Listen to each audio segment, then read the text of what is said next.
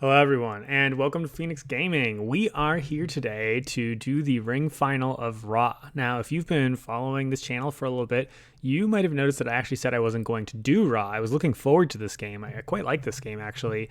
But I found that the glare on the table here was a little bit too difficult to see the tiles that were being played. I mentioned that in one of my earlier videos, and someone by the name of Jim, a very wonderful person, reached out to me and said they were so disappointed that they weren't seeing Raw that they went ahead and they used their laser eyes, apparently, to capture and record everything that happened throughout the course of this game, put it into an Excel spreadsheet, which I can then automate and run essentially through this video.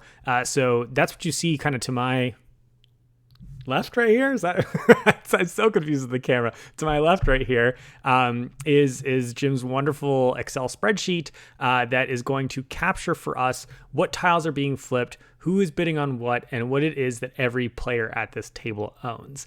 So we're going to go ahead and take on Raw, which I'm really excited to do. This is a 5-player game, and we've got Ben in seat 1, Loyd in seat 2, Dan in seat 3, Chris in seat 4, and Antony in seat 5.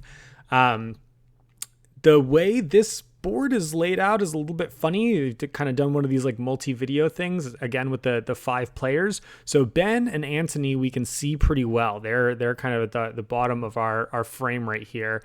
Whereas Loyd, Dan, and Chris are essentially at the top of the table, you know, if you're looking at the main screen. And then in that top left corner, that top left video there is going to kind of show their boards as they develop throughout the course of the game. So we'll try to keep an eye on those things and see how it's going. Just to clarify who everyone is, by the way, Ben and Antony, I'm covering their video I needed some extra space. I could cover the original commentators for the Excel sheet, but I needed some extra space. So Ben is in the purple shirt, arm in the bottom left. Antony is in the red shirt. He is on the right side there. Loyd is the red-haired gentleman in glasses in the black shirt. Dan is in the kind of like brownish, maroonish shirt with the mask. And then we've got Chris, who I actually believe I recognize from the Acquire final. It's either the Acquire final or the Settlers of Catan final, or both. So it's very possible that Chris was in 3 finals and didn't manage to win any of them, which just seems like a huge beating. But maybe I'm just kind of confusing him with someone else because I've seen a handful of these. Let's get into it. Let's start this video and start this show on the road. So very first action here, very exciting. Ben is going to go ahead and draw a Raw tile to advance the track right at the beginning. Not significant at this stage, but the length of round 1 has a huge impact on what the state of the game is going to look like. Loyd here switching building 5, which looks like a Mesopotamian step pyramid kind of thing. And then Dan here is going to throw out a flood. And Chris here looks like he's about to draw a Nile.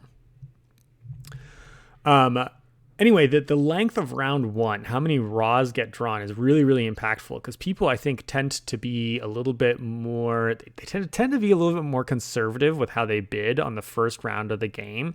And then what will happen is you can have sort of either a cluster of folks at the end who are battling for the last few, sets as the Raws kind of run out. Or if you don't end up drawing a lot of Raws, you might actually find that someone just gets very lucky and ends up drawing 6, 7, 8 kind of solid tiles at the end of the round for an easy bid. So managing the amount of Raws that have been pulled, I would argue, is more important in round 1 than it is in round 2 or in round 3. Antony here, I think, wants to avoid those kinds of shenanigans, so he goes ahead and calls Raw on a pretty piddly, I think this is a pretty weak little pile here. It's got building 5, a flood, and a Nile in it. On its face, this is only worth 3 points. Nile tiles I like getting at the beginning of the game because you can kind of re-trigger them multiple times over the course of the game to score them. But that bid that looks like Loyd picked up with his 4, I'm not a big fan of that. I would have, I think, let Antony take it for 3, and he wouldn't have triggered that if he wasn't willing to take it for the 3 bid. But I did not think that was a terribly strong pile to get started with here. And so we get Pharaoh, a Sphinx, which is building 1, and a Civ Agriculture. This is a much better pile than our last one already. That Civ Agriculture, having just one of those prevents you from losing 5 points. If you have none of them at the end of the round, you're going to get -5. So I essentially just view the first one of these as 5 points. Whether, Rainer Knizia wants me to be worried about getting -5 or +5 points is irrelevant to me. It's basically 5 points to take the civilization here. And the Pharaoh itself, Pharaohs in Ra, I think, are very, very important to get early. The reason being that they're going to last for the entire game. And being in last place means you're going to lose 2 points. Being in first place means you're going to gain 5 points every round. If you can get a pile of pharaohs at the beginning of the game, you can kind of almost be a lock for scoring 5 points repeatedly over the rounds.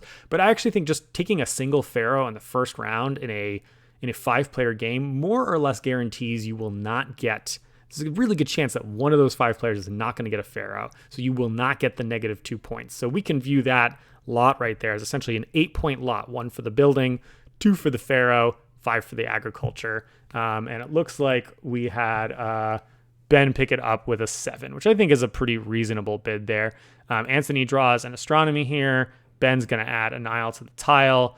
Looks like we're about to have Loyd pull a god out of the mix. Gods are just really, really spicy. They give you a lot of options and flexibility. But one thing that's interesting about them is their value to you as a player goes down as you have fewer and fewer bids available to you over the course of the round. I would not be surprised to see Dan call Ra here. I mean, we could see sort of he's stopped and he's thinking about it. And clearly I have the text, so I know for a fact that he's going to call Ra. I really appreciate that he does the dramatic physical motion to go along with it as well.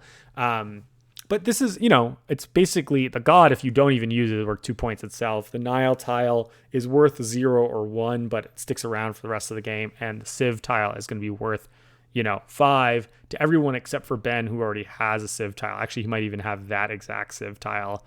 Or who has it? No. Dan has that Civ tile, apparently, if I'm looking at this board correctly. Maybe Dan's about to win this. I accidentally clicked again. Dan's about to win this with a 10. So that's one of the. So Dan has the set of tiles that is the. Can we see his tiles? He's got the 13, 10, 5. I quite like that as a starting set of tiles. You've got you're kind of the underdog in terms of the highest bid tiles, right? There's the 16, 15. 14, 13, and 12. So you're second to the bottom of those, but the 10's really good. The 5's really good for their relative sets, right? Everybody gets a middle tile, a low tile, and then a high tile.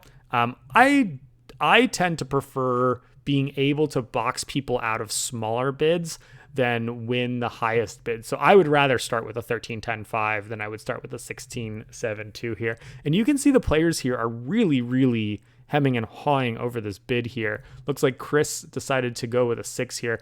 I would not be surprised to see Antony throw out the 8. I think that is a pretty appropriate bid for this set. He hasn't picked up anything yet. It's a very powerful set of tiles. That god tile can become anything. That being said, there isn't anything that if I have that god tile, I'm especially looking for at this stage. Actually, Antony, I don't know if he passed or not, but it looks like Loyd went with the 9 and then Dan went ahead and claimed it with the 10. That god tile, the one thing I'll say is it's probably just 2 points. There's not a lot that you're going to upsell it into because you don't really care about getting another civilization. A second civilization is not really worth any points for you as a player. And I guess you could trade it into a gold because a gold's worth 3 points. So that's viable. But you're not really looking for a monument to expand your little building sets at this stage. Maybe you'll do it for a pharaoh. I could see that.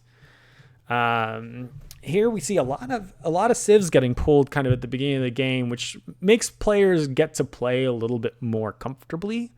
Loyd here, who is sitting on the 14-9, looking at an interesting pile, which is why he's thinking about it. The problem is that if everyone passes and he claims this with a 9, is that okay for him? That's what he's debating right now. Second flood is not terribly exciting for him. It's a 1 point, but it burns immediately. He already has a flood, so it doesn't really add any value.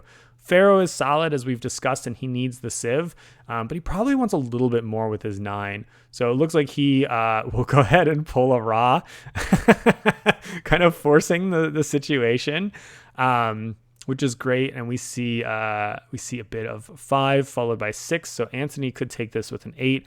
This is a totally solid middle of the road set. The other thing to consider here is that you are picking up a 10 bid. That's the highest bid that I think any player has done yet. So Antony is making sure, with a bid of 8, he's going to have a decent bid tile for next turn. I think people overvalue in general the strength of future bid tiles more than the set itself. Like the set itself needs to be valuable, but it can put me in one direction or another. Like if I'm in Antony's position, I'm like, I do want a Civ, I do want a Pharaoh. Flood's okay, but really it's just kind of a point. So we're looking at here, an 8-point pile, and an 8-point pile for an 8. My general rule of thumb is a point per number on the tile is correct in the middle and then wrong on the other ends. Like I want my lowest tiles to be worth like 5-ish points. I want my middle tiles to be worth, 6, 7, 8, 9, 10. And I expect my top tiles to be like 10 is really the cap that you're going to be getting in a lot of these lots.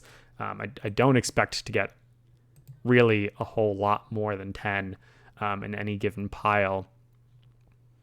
Yeah, usually like 8, 9 is pretty good. I would say in general, like often a winning score on Ra, depending on how the game goes, can be in the 40s. And you start with 10 points. So if you think about it that way, you're looking to score, 10 to 15 points per round. So if every tile gives you plus 5 net value, not counting the multitude of negatives that there are in this game, you're in decent shape.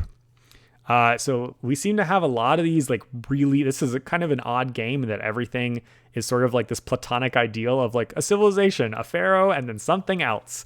And so Ben, sitting on the 16-2 here, is kind of in a funny position in that he has the highest tile at the table and the lowest tile at the table, which means he wants to call Ra to kind of like press people to use their tiles when he's happy to buy it with a 2, but it's not that exciting. But he also wants to like make the set as exciting as possible with the 16. So he's got kind of like two divergent goals here. And I hate having the 16-7-2 at the beginning. I think it is the worst starting set because you have these two completely opposite approaches to what you do on your turn. Either I just keep calling Ra to make people use their tiles, or I get to buy it with my 2, or I am constantly pulling tiles out of the bag and not calling Ra to make this 16 valuable. I find way too often people just let it ride for too long.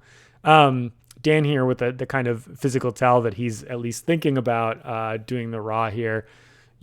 When you're thinking about calling Ra, the first question you ask yourself is, if everyone passes, am I okay buying this? There's a drought here, but that doesn't really affect a lot of players. It does affect Dan minorly. It would get rid of his Nile tile. That writing thing is not helpful for him because he's got the astronomy already. So for him, it would be 2 buildings and a Pharaoh, which is like fine. I think that he is calling Ra here. Like, he could take it with a 5. That would be okay. I don't think he would be heartbroken about it. But I think really what Dan is doing is he doesn't want to make this pile better for other players. So by not drawing another tile out of the bag, he's forcing someone else to say, look, I'm interested in scooping this up now. And I think some players are interested in buying this for a low tile. Like, let's look at Chris, for instance, who hasn't bought anything, who's thinking about it right now. Does he bid his low tile, his 6, which is the best of the low tiles, to take this? The drought doesn't do anything negative to him. Pharaoh's solid. That's 2 points. He needs the civilization. So I think he is going to bid 6. He might choose to pass it, thinking, kind of, I guess, maybe playing a little bit greedy, hoping to sort of like wait until later in the round to get things happening. I think that if he did that, there is a decent chance that Dan would have gotten stuck with it, because the other player who wants this pile that has the civilization in it is Loyd. But Loyd has a flood as well, so the drought hurts a little bit extra, and Loyd doesn't have his low tile left anymore, so it's a little bit more taxing for him to have bought it. I don't think it's very likely that he's going to buy it here at the 9. So I think then the other question is, would Ben have bought it at a 2? The Civ doesn't do a lot for him because having a second civilization really doesn't add any value to you. Getting the second building 1 is kind of interesting. And the Nile or the drought does not really hurt Ben. So I think Ben would have bought it at a 2. It would have given him some flexibility for buying those building 1s later, for building those sets. Because if you have 3 of the same building, 5 points, 4 of the same building, 10 points, and 5 of the same building, 15 points. Is that right? That sounds wrong. No, I think that's right. 5, 10, 15. And we see here Chris gets that. I think that was a pretty good pickup for Chris for 6 tile. And I think it was a good call on Dan's part to force the issue. There's no reason for him to kind of continue valuing up that pot and making it stronger over the course of the game. 4 and gold. This could be a raw at 2, but that being said, we haven't pulled many raw tiles. So right, everyone has bought. It looks like everyone has bought at least 1 lot so far, and yeah, everyone's bought 1 lot so far, and we're only 2 raw tiles into the round. So it's going to probably at this point feel a little bit like a longer round. So players here are saying, okay, well, we can maybe expand the pot a little bit. I don't need to rush it. I don't need to bid as aggressively for smaller, decent-sized pots. That being said, everyone's in kind of the same position right now. No one's really getting an advantage by prolonging or shortening the round in one way or another. By definition, by the way, if you are pulling more tiles rather than bidding, you are shortening the length of the round, right? Every tile that you pull is a step closer towards the end of the round. And that's sort of the double whammy with the timing of Raw, in that if you pull more tiles, the end of the round gets closer and closer. You want to be making those bids. So I think one of the things that Knizia, I'm sure I'm saying his name wrong, someone's going to hit me up in the comments, nailed in the design of Raw is the length of time that the game plays. The variability for it is very appropriate for the number of bids that players seem to have. That's one of those things that I think is really just kind of most magical in this game. All right, I was rambling. It looks like our perennial invoker of Ra, Dan, called Ra here, and Chris went ahead and bid his 11 for it, which is the highest of the middle tiles. That's an interesting pickup for him. The 2 extra monuments, I mean, he's got 4 different monuments. Monuments all over the place are fine. I think it makes other people's lives a little bit difficult. He can go for the wide monument collection, but let's just pretend that for now, those are just a single point each. The gold's 3 points, and then the flood is really just 1 point. So that's a 6 point lot right there, which is okay for an 11. Not terribly exciting. It's just a total workhorse bid, right? The thing that's nice is that Chris knows that no one's going to overbid his 11 because it's just kind of like a nice average middling pile. No one's going to use their really, really high bids at this stage to pick that up. And he doesn't want folks to be able to pick it up with their low bids. Okay. So drawing a writing and an agriculture here leads to a really interesting situation. And I wish I hadn't flipped that up. But writing and agriculture here, let's see. Pretending that I didn't know that Loyd ends up winning this.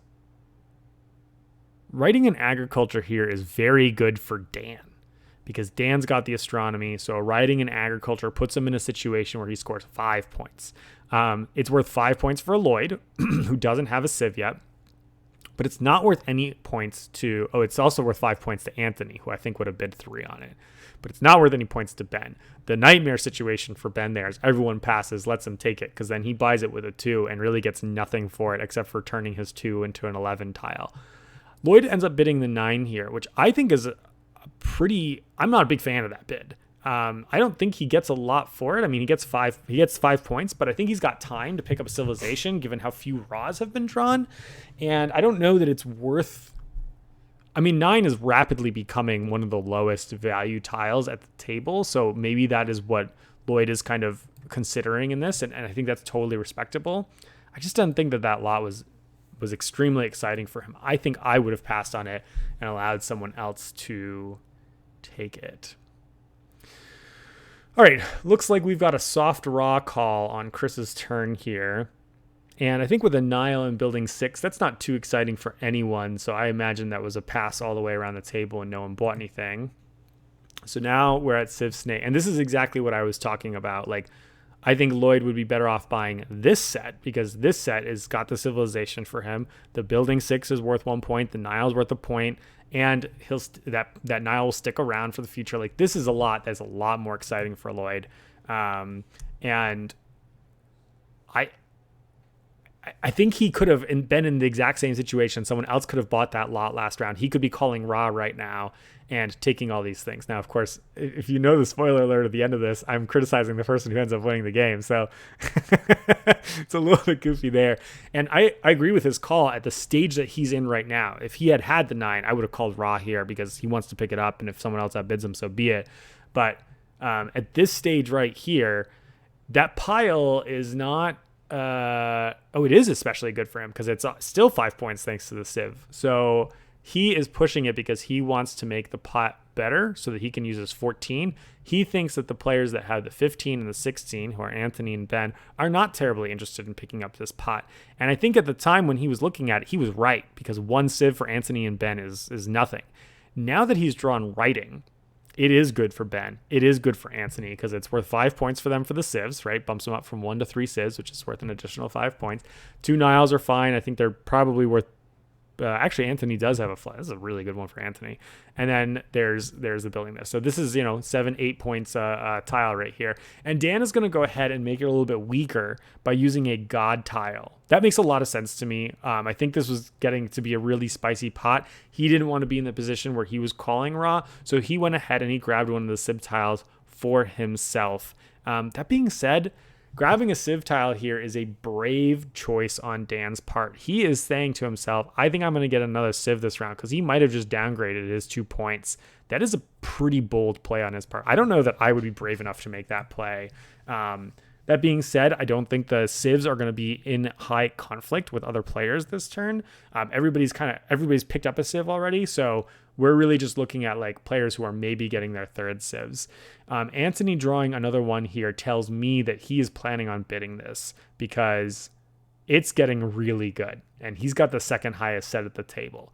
Ben pulling another tile here says to me he's planning on bidding on this because it's getting even better. He has the best slot at the table. I think Loyd has to call raw. Like, this pot has gotten out of control. It's not as spicy as it was. Like, Dan did crap up the pot by using his god to steal something out of it, but when we've gotten around to that side of the table where the players with really, really good, the 15 and the 16 tiles are like, yep, make it better. Yep, make it better.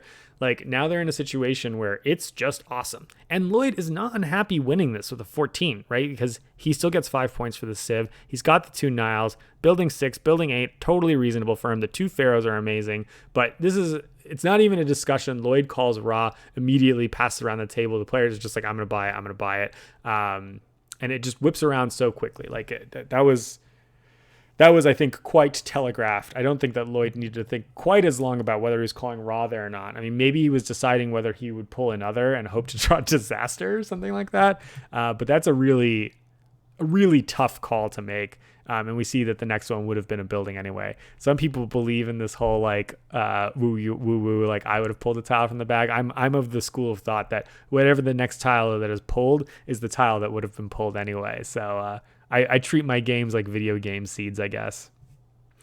This is a pretty weak little pile here that Ben is calling raw on with his 2. Why on earth is he doing that? He's calling it with his 2 because he's got 3 Pharaohs, way more than the other players. Grabbing this Pharaoh puts him at 4 Pharaohs, probably the most Pharaohs of any player this round, and maybe even in the future rounds. And it's a 16 tile. He's super happy to take that with a 16. Instead, what he does is he forces Dan to take it. Dan's not unhappy with this because now he's contesting the Pharaoh situation a little bit, or not at 0 more accurately.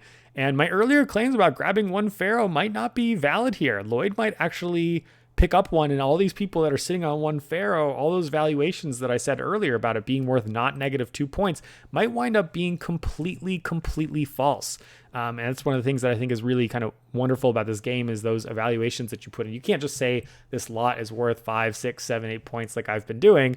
It's helpful heuristically, I think, to think about those things, but you don't have control. This has been around with very few Raws being pulled. Players are going to have higher scores this game because they're having a longer, stronger first round. The other thing to consider here is that players are going to also have a tougher time picking up civilizations later in the game, because we are at a situation now where we've got 3, 4, 5, 6, 7, 8, 9, 10, 11. Yeah, we've got 11 of the civs, 11 of the 25 civs already gone. So civilizations are going to be really tough to come by later in the game. I think it's 25, right? 5 by 5. Hopefully that's right. And it looks like people around the table are thinking about this snake and astronomy. We can see from our little sheet here that Antony is going to end up taking this with a 3, so no one else is going to bid it. And this is one of those things that's really funny about those low 2 and 3 tiles. All the other players have saved their large tiles and used their middling tiles. And this has led to a situation that is greatly beneficial to Ben and Antony. They're at the top of the food chain in terms of their 16s and 15s. Obviously, Ben has used his. And then a 2 and a 3 is like, it's the same as like a 10, right? Because the other people's have 12, 13s, 12, 13, and 14. So a lot of people, I think, fall into the psychology of like, well, I'll just use my middle ones here, especially in the first round of the game. And now we've got this awkward thing where Antony just picked up a completely respectable 6-point pile with a 3. Seems good.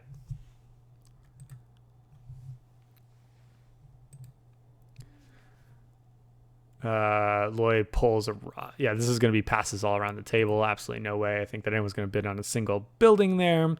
A flood tile here is pretty unexciting for everyone except for maybe Ben. Ben would like to see that. That flood tile represents 3 points for him because he's got 2 Niles.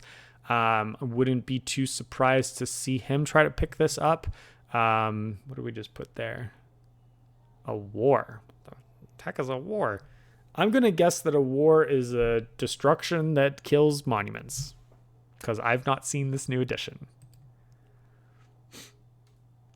It's definitely bad. Okay, so 2 buildings here and a flood and a 3. I can see why Ben's not calling this. Yeah, if it is indeed killing the buildings, it's just a flood, and just a flood is not worth a 2 tile. It's not worth any tile is the point, right? It's not really about the strength of the tile. It's just that there's not enough in the set. You want to be, like I said, scoring about 5-ish points a tile feels good on the bottom side of things. And you'd like to be scoring 8, maybe 10 points a tile if things are pretty spicy. Certain things can ramp higher in terms of their scoring too over the course of the game, right? If you're on a Nile strategy or if you pick up a lot of monuments, then the valuation of those gets to be higher for you than they are for other players. There are a lot of buildings in play right now. So if that war indeed does kill 2 buildings, this is still kind of legit pile. Chris doesn't like it though, and being stuck using his 12 for it sort of sucks. So we get Antony here being forced to call a soft raw, which means he's not required to bid on it if it goes around. I am pretty sure that Ben bids at least 2 on this. Like, why wouldn't he? It gives him another Pharaoh for him to like kind of lock out that Pharaoh thing. What a nice last pull for him. These pile of buildings here, let's see if we got any matches for him. He could blow up the 2 building 3s and take the building 1, or actually the thing he would do is blow up the 2 building 1s and keep the building 3s because there are fewer 3s out there. Or if he's just going for diversification, he can just blow up a 1 and 3. So if the war is what I think it is, he's got a lot of options there. The 2 floods and the Nile, that represents 5 points for him. This is an amazing thing for him. If I know what war is, maybe war kills civilizations. Maybe war kills civilizations. That actually makes a lot more sense, because if war kills civilizations, then that's -5 points from him, right? It jumps him from his 2 civs down to 0, which is -5 points. And the extra buildings then are not as good. That building 1 is like basically a dead set because Dan and Chris already have them. I still think Ben bids the 2 here. It's a point wipe in terms of Floods Niles. It's +5, like I said, and the war, which kills his civs, so he's at 0. But he gets a Pharaoh and 3 buildings, one of which is okay. The building 3 is okay because it gives him the option to maybe get 5 points for another building 3 in the future, and one of which is probably Garbo. The building 1 is probably not going to give him the extra point there. It's also like, insurance for monument destruction in the future and things like that, which is a very, very mild bonus here. I respect that he's thinking about this for a long time, because it's really not that many points. It's really more like what I would call board position in Ra, right? Getting that 4th Pharaoh does not add anything. Like if he buys this set, it actually literally is only worth 1 point to him as it stands on the board. But what it does is it enables him to score up to 5 extra points if he gets a building 1, which is unlikely. 5 extra points if he gets a building 3, which is more likely. Locks in that Pharaoh's position, grabs another Nile tile, putting him at 3 Nile tiles, so floods are even more exciting in the future. Yeah. Another thing to consider, by the way, is that we will have pulled, I think it is 5 floods at this point. And if I remember correctly, there's 12 floods. So we have, in the first round here, we're probably going to have pulled half the floods out of the deck, which does decrease the value of Niles a little bit, as you're going to have to fight a little bit harder for those floods later in the game. Like I said, the way round 1 goes in Ra can really dictate the tempo of the game. It looks like, I don't know what all the discussion is here. Does end up being a very long game of Ra at almost 2 hours. I like to play my games of Ra in like 45 minutes or an hour. But of course, I'm kind of a speed demon player, so that's just me. But yeah, I can see them kind of thinking all around the table.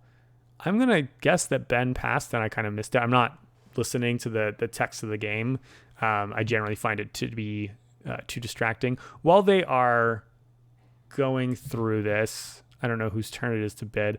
Let's take a look at what folks' situations are right now. So Loyd's got 1 building, 1 Nile, 1 flood, 2 civs, and 1 bid left. It doesn't seem like it's a terribly good first turn.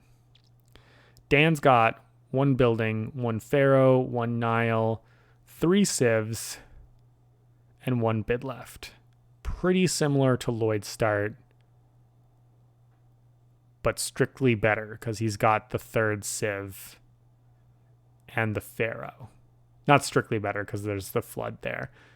Dan's position is better than Loyd's is right now. Chris has got 1 bid left. He's got himself 4 buildings, 1 Pharaoh, 1 flood, 1 civ, 1 gold. I like, so far, Chris's position more than Loyd or Dan's. Antony is on a building, a Pharaoh, a flood, 3 civs. His is very similar, it looks like, to Dan's position. And then Ben here has 3 buildings, 3 Pharaohs, 2 Niles, and 2 civs with 1 bid. Actually, all these players are in quite similar boats. I think I like Chris's position the most right now. Oh, and fascinating. He's going to bid on this. With the 12. I did not think about that. So it's worth -5 for... Oh, but he wants the buildings. The 2-3 buildings are worth 5 points to him. Building 1 is maybe worth it's the same situation that Ben was in. I see. So the buildings end up essentially canceling out the war situation for him. Niles and floods are going to be worth 3 points for him instead of the 5 that they were for Ben. And then the Pharaoh puts him into not last place, that second Pharaoh. Interesting. That is interesting. I think it was a little bit better for Ben paying the 2 than it was for Chris paying the 12.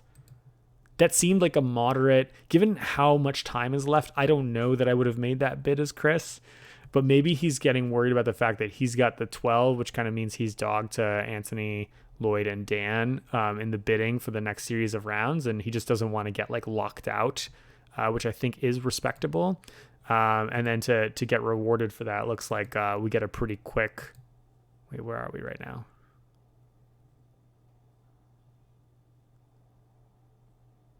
I think I've just gone too far ahead. I think we're about to pull 2 Pharaohs.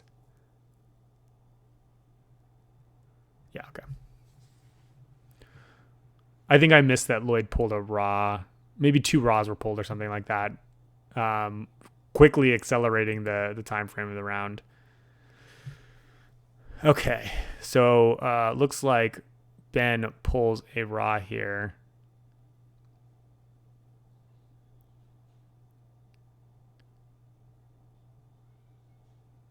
And we start the bidding. So we've got 1, 2, 3, 4, 5 raws left. A fair amount of time. I can see right now that Antony is going to take this. No one can stop him from taking it, so it's kind of irrelevant whether the other players bid on it or not. For Antony, it is worth 5 points for the Civ because it gets him his 4th one. And then the 2 Pharaohs could be worth 5 points if Ben doesn't get any more, or at least puts him in pressure of getting it. So this could be a 10-point set. And it puts pressure on Ben to get a 4th Pharaoh, or actually it doesn't give Ben any additional points to get a 4th Pharaoh. Maybe he wants to play nice with Antony, or just doesn't draw a Pharaoh. So Antony's saying, look, this is a 5-point set or a 10-point set. So it's a 12 tile too. That makes sense to me. It's not a slam dunk because it's not a guaranteed 10 points. With Ben there sitting with just the 2, I think there's a decent chance that he scoops another Pharaoh. It's equal to Ben in terms of like, hey, we both have 3, so we'll both score 5 points. But Ben should be worried about Antony overtaking him in future turns. So I think that makes a lot of sense. I think it makes a lot of sense. All right.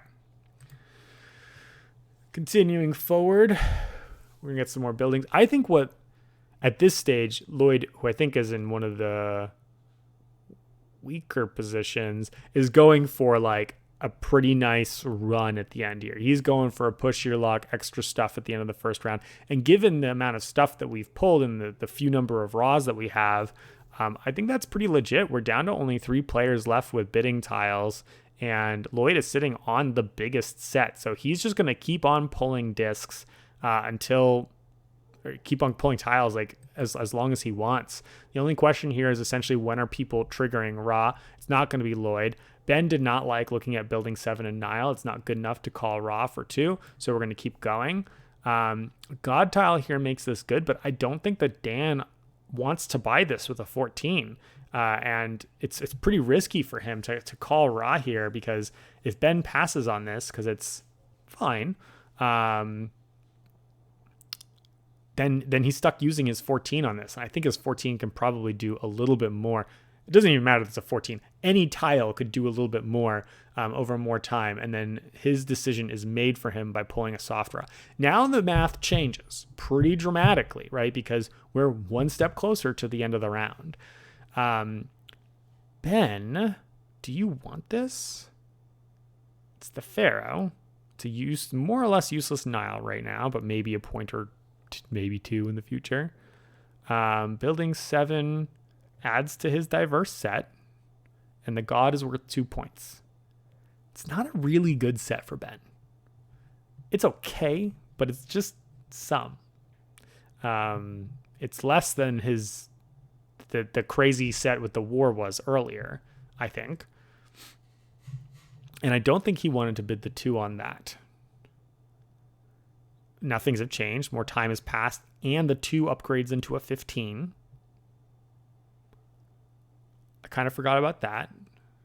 That's why Ben is having a really hard time right now. Here's the thing that I have to worry about as Ben. Suppose I pass, suppose Loyd passes, and then suppose Dan passes. And then Ben's next draw is a raw. And then Dan says, you know what? I can't risk it. Suddenly, Ben might be in a position where he does not get to buy a lot this turn based on how tiles come out. Fortunately for him, that doesn't happen immediately. We instead pull... Wait, what did we pull? Oh, we pulled a raw, then a sieve, and then looks like Loyd pulled a raw. And then he immediately snaps it up because that Civ Astronomy was a great pull for him at plus 5 points. Niles plus a point. Pharaoh gets him, well, actually doesn't get him anything. It puts him to still tied for last, but at least the god wipes out the negative points there. Yeah, just a solid pickup. Nothing amazing there. 5 points, 6, 7 points, 8 points. That's 8 points. It's 8 points. 9 points. 9 points. 9 points and a Pharaoh for future purpose. Yeah, okay. Never mind. Take it back. That's a nice pickup. Not a dream pickup, but it's a nice pickup. When you're, pushing your luck at the end of the round, that's not what you're hoping for. Now we're in a situation that I was talking about exactly a second ago. A couple raws get pulled, right? One got pulled on Loyd's turn. One got pulled on Dan's turn. And now all of a sudden that too is looking awful crappy. And then imagine if he bought that prior set instead of buying this set. So it feels good when you're validated with your concerns, right? I think he got a little bit too greedy because he already was in a decent position. And who really wins out there is Antony, because that would have been a fourth Pharaoh, right? That would have been minus 5 points for him. So really good for him. Now Dan is playing just the most taxing game that you can play in this game, which is how many tiles do I pull until I'm not okay with this? And he got a building, a Pharaoh, a Pharaoh, a Pharaoh. Oh my God, he's got to take this. Because that puts him into the lead. That's minus 5 points for Antony and Ben, plus 5 points for him. That's one heck of a series of draws. It looks like he does pick this up. I think the Excel sheet doesn't have quite a raw pull because it's just playing by himself. That makes 100% sense. This is for sure what he should be picking up. I mean, at this point, if he pulls a raw and ends the round, which if I'm reading the board correctly, this is the last raw that would be pulled. That's a nightmare. He probably loses the game on the spot if he pulls it from the bag. And it's not like he's far behind or anything like that. So I don't think the risk of putting yourself far behind is worth the risk of putting yourself a little bit more ahead that he would be right now. He's having a fine first round. He's going to sit here and think about it for a second. Let's look at what the actual scores are going to be at the end of the round here. Really appreciate this. God, Jim, you're my hero. This is awesome. Jim, again, being the person that put this together for us. So all those tiles are removed from the bag. And right now we have Antony in the lead, even without getting the 5 points for the raw. We have Dan at 20, which makes sense. He had a nice kind of push at the end there. Loyd proving me wrong with a nice push at the end, nice kind of haul. That plus 8 point haul at the end really made the difference there for him at 18. And Chris proving me totally wrong with my enthusiasm about his board state, and Ben as well. Now, that being said, let's actually look at the thing. So Chris's buildings have not been evaluated yet, and his set of 3 building 3s is naturally plus 5 points. So he actually really is at 17 points right now. He's not kind of as far behind as it looks like. Ben, however, is. He was really kind of all in on that Pharaoh situation. I really think him not picking up that one thing that would have put him at 4 Pharaohs would have prevented this problem, right? Like, he would be in a completely different position. He's got the longest way to go right now to make a difference compared to the other players. And, I said 5 points per tile is pretty good. And obviously we're not quite at 5 point. Well, I said 40-ish is a winning score, and then I kind of said 5 points a tile, which doesn't make any sense for that. 5 points per tile is very good, but we also have to take the buildings into consideration. So there's definitely a couple extra points that are scattered across the scores right here, right now.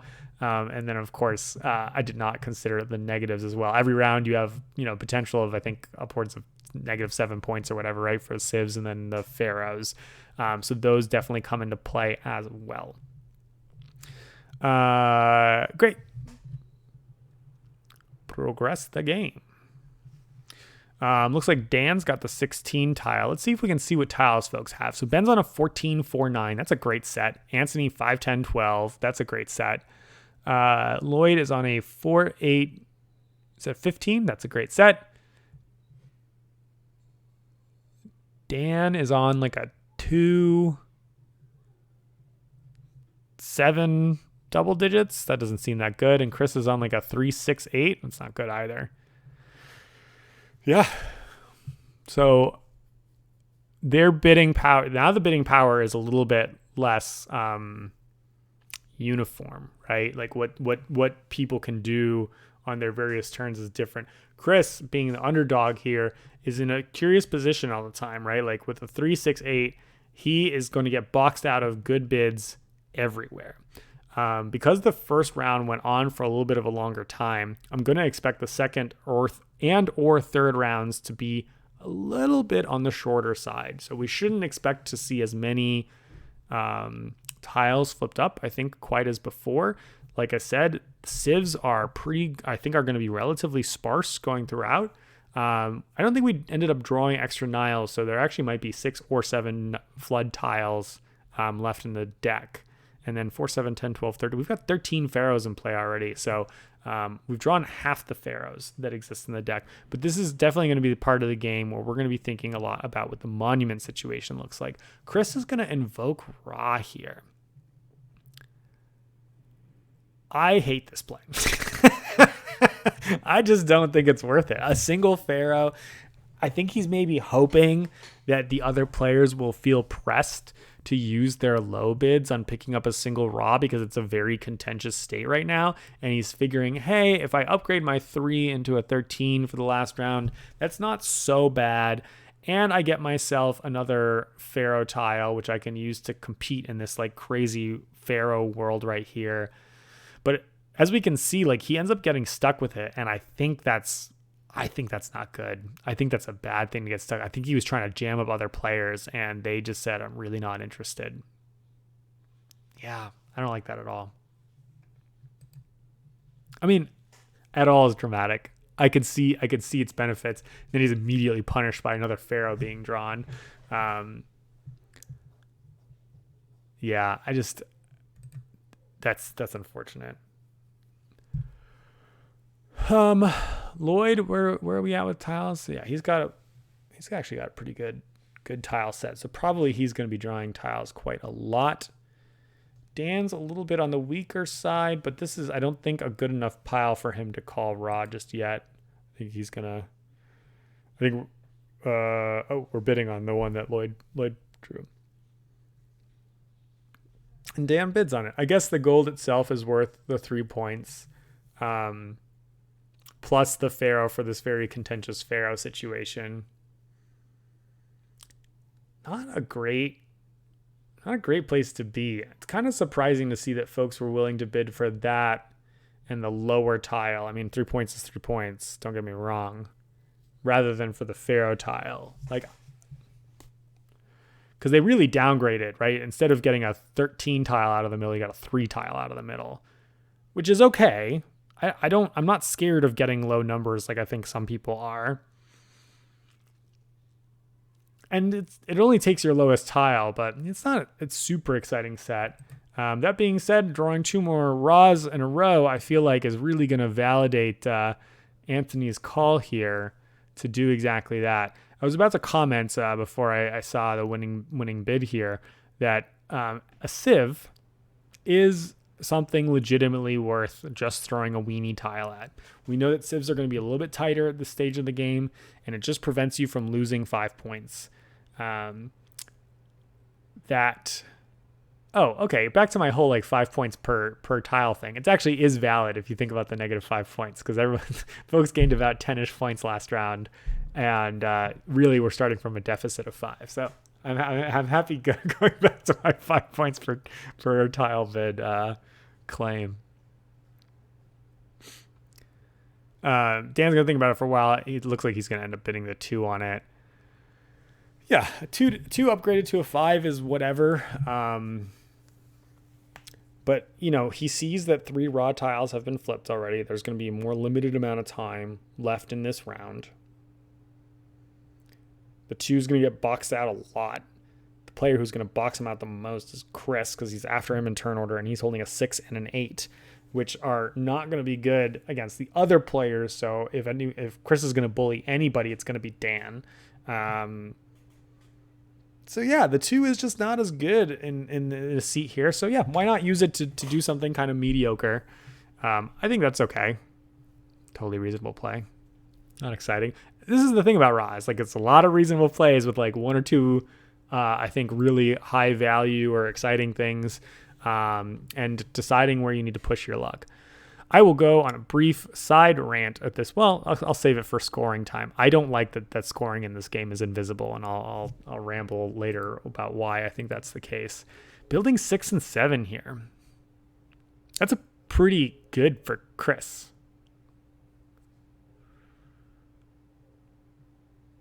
It's okay for Ben. I'm surprised that Chris did not. Well, I guess it's just 2 points, and he doesn't have that many Niles.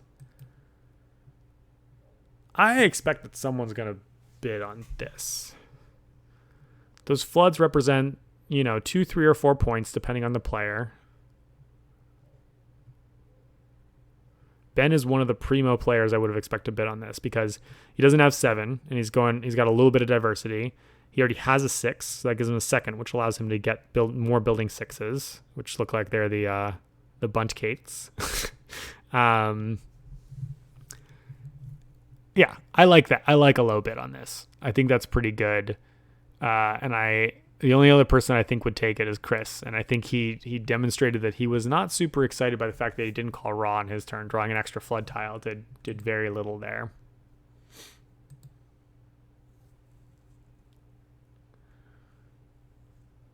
Drawing a building 8 here.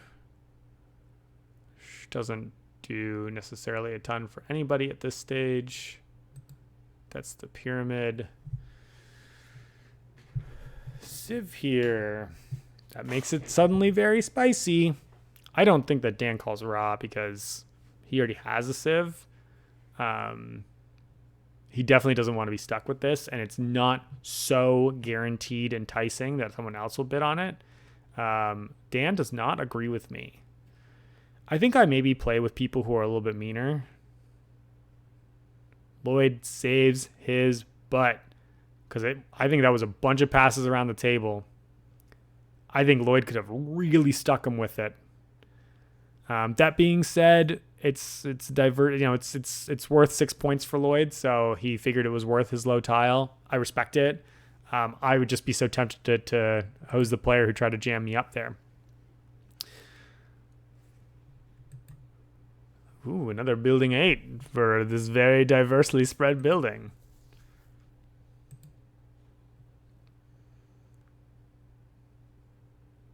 Pretty unexciting pile so far. I don't think there's any reason that anyone's gonna... he calls raw. Why are you calling raw? What am I missing? He's calling raw because he sees that he has a building 8 and 5. And he wants to double up on them, maybe? It seems bad given the number of 8 and 5s that are out there. This is another one of the ones that I think is a scary call, because if all the players pass, then you're stuck with this. Chris goes ahead and claims it.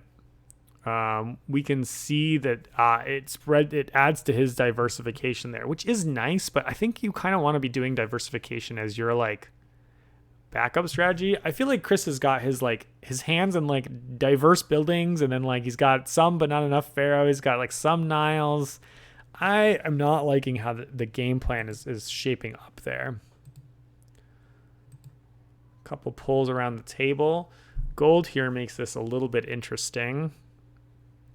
And of course the perennial Pharaoh in a 3-4-3-4 situation is pretty exciting. Do you want this with a 9 if everybody else passes? He does.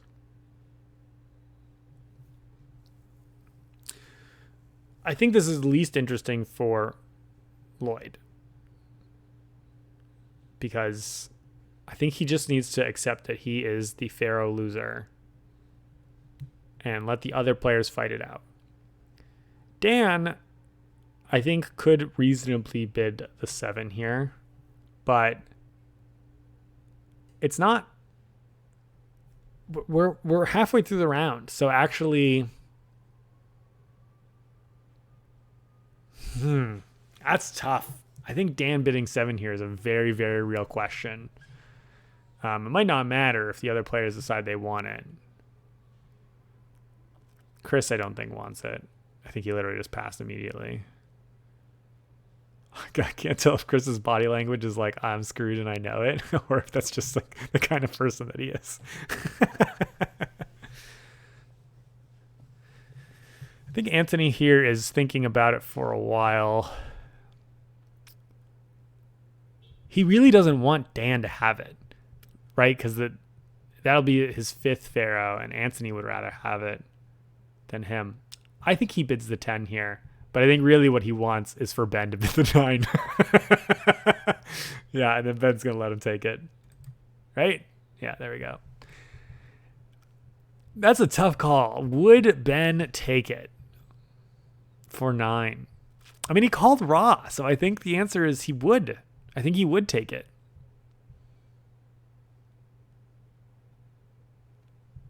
But it puts Antony in a better position where he's got the 5th Pharaoh there, so he's feeling a little bit more comfortable about scoring those 5 points. I think that's okay.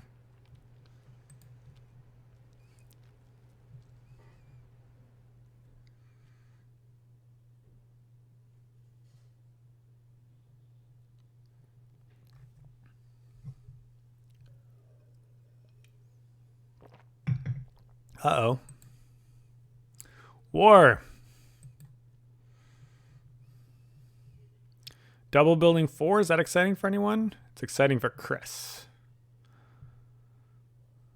And this is especially bad for Dan and Loyd because of the war. Yeah.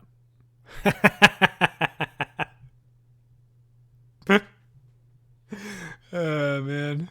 I mean, it makes no difference at this point in time, but you gotta love.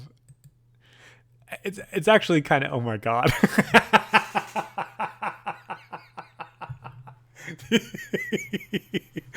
This might go into the trash can.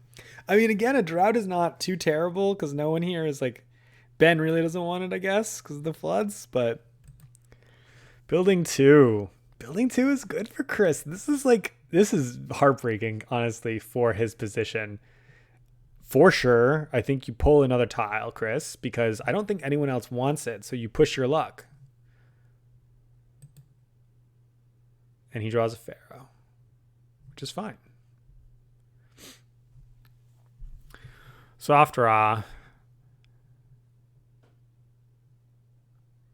Does Chris want it? It is not worth any negative points to him because of the wars. The droughts do kill his Niles, but he doesn't have a flood, so it's just killing essentially the potential 2 points for next turn. The building 4s are worth 5 points to him. He gets 1 Nile rebate. And a Pharaoh, which is probably worthless because he's going to be out of bids for the turn. Other people are still building, and he still will not be in the lead. So it's basically a 5-point tile for a 5-point lot, which is maybe the best he can do with an 8. It's getting on in the round, and he has a lot of players. There's a 9, a 14, a 12, 11, a 15, and a 16 out there that can outbid him. I think Loyd and Dan straight up aren't going to take it. Antony has some value, I guess, in taking this. Really kind of locks in that Pharaoh thing, grabs a couple buildings. But it doesn't really give a lot of bonus points. I'd be greedy if I was Antony, although 12 is pretty boxed out on this table. Let's see what happens. Chris takes it. Okay.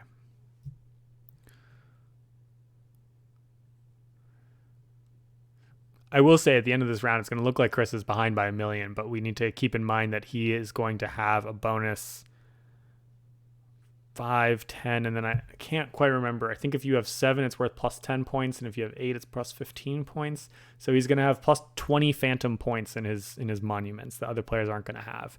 Other players right now are looking at like 3 points in monuments. So keep in mind that Chris has got a lot of endgame points that other players are not going to be scooping up. My favorite game of this that I ever played, I just pretty much only ended up buying monuments over the course of the game. It just like ended up playing out that way. And I had like 11 points at the end of the game, but like something ridiculous, like 30 or 40 in monuments, which I just had never seen before. It was pretty exciting. This Civ makes this a pretty damn good pile. That is an 8-point pile right now. So, I mean, if I'm Dan, I call Ra because Antony bids the 12 on it. Unless I'm saying to myself, I've got my 16, I'd like to pull another because I'm going to bid on it for sure. But Dan doesn't want it because he's got a Civ.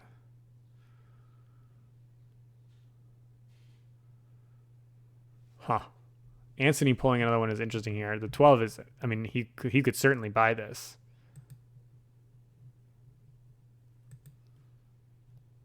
Double God.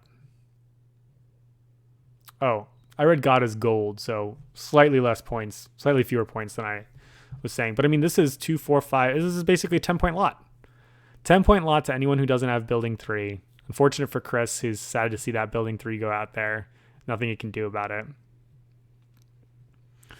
I mean, someone's got to buy this. I think Loyd right now is debating whether he's going to do the... Well, that's not as good for him because he already has the Civ. So for him, it's only a 5-point lot. But it gives him the gods, which lets him do some shenanigans later. That being said, the statue is total redundancy. Oof. This is a tough decision, Loyd. I think if I was in his spot, I don't think that this does enough for me to advance my game state in the fact that I'm playing a 5-player game. I think it doesn't do enough for him. I don't think it does enough for Dan for him to bid the 16 on it. That being said, it's better for Dan because they could have the Civ statue and the Civ writing, and then he could use the god tiles to snipe a 3rd civilization if the opportunity comes up, because he does have 2 bids left, so if he uses one, he's still cut. He does exactly that. That's what he's angling to grab another civilization tile with those god tiles. And he's not... I mean, if Ben or Antony had picked that up, I mean, it's 10 points for them. That would be quite the dream pickup. That was a really fun lot because the 2 players that had the highest tiles, it was worth the least to them. And still Dan bought it because it was good enough. I get the impression that Dan is playing somewhat more of a defensive game than I would play, which I very much respect. But I also... my philosophy tends to be very like, I'm just going to maximize my points. I don't tend to do a lot of blocking of players in Raw because there's just too many other players at the table to block. But I do really like someone stepping on their stepping on themselves. So I will let people buy things when they call Raw. So I did make that. I guess that's definitely an inconsistency in my strategies. But I think there's just a little bit more, I don't know, Schadenfreude that I feel there or something like that. We pulled a Raw. Am I behind by a moment? There we go. This is hilarious because at the beginning of the round, we were bidding on a Pharaoh and a gold, and people were fine to bid on that. And now there's a 16 sitting out there too, and people are not willing to bid on this, which is, to me, is just an exemplary of the fact that like calling Raw on one Pharaoh or a Pharaoh and a gold earlier, there was like a little bit of like a psychological, like we're racing for the Pharaoh situation. Whereas like now there's more Pharaohs that have been pulled, but like things are still up in the air. It just ended up playing out a little bit in a funny way. Dan uses one of his gods to snipe a Pharaoh out of play, which is a pretty clever way of tying himself up with Antony. 10, 14, 17, 18 of the Pharaohs. Still a lot can change between now and the end of the round. Dan, however, doesn't have a large tile anymore. He is now underdog to the whole table with his 7s. But I mean, he might as well use his gods while getting good, right? So I do like that play quite a bit. Drawing a flood here is nice for Loyd. I mean, it's okay for the other players, but I think it's nicest for Loyd. This lot isn't the most exciting lot, but we are running out of time. I am almost certainly going to bid the 11 in Loyd's seat. Oh, he already did. He beat me to it. Yeah, because there's the 16 there too. It's a 4 points, 5 doubles up his 7, 5 points. Yeah, I think the 11's a good bid. I don't think it's good enough for the 15, but that's the problem with being in this position. And Antony goes ahead and bids on it. For him, it is worth 1, 2, and then doubles up his. Okay, it's only worth 2 points to him, but it doubles up his 2 and 7, so it gives him some options to score 5 points later. And 7, there's not that many of those left. It's unlikely, but 2, there's a couple of those left. So he's giving himself some outs here.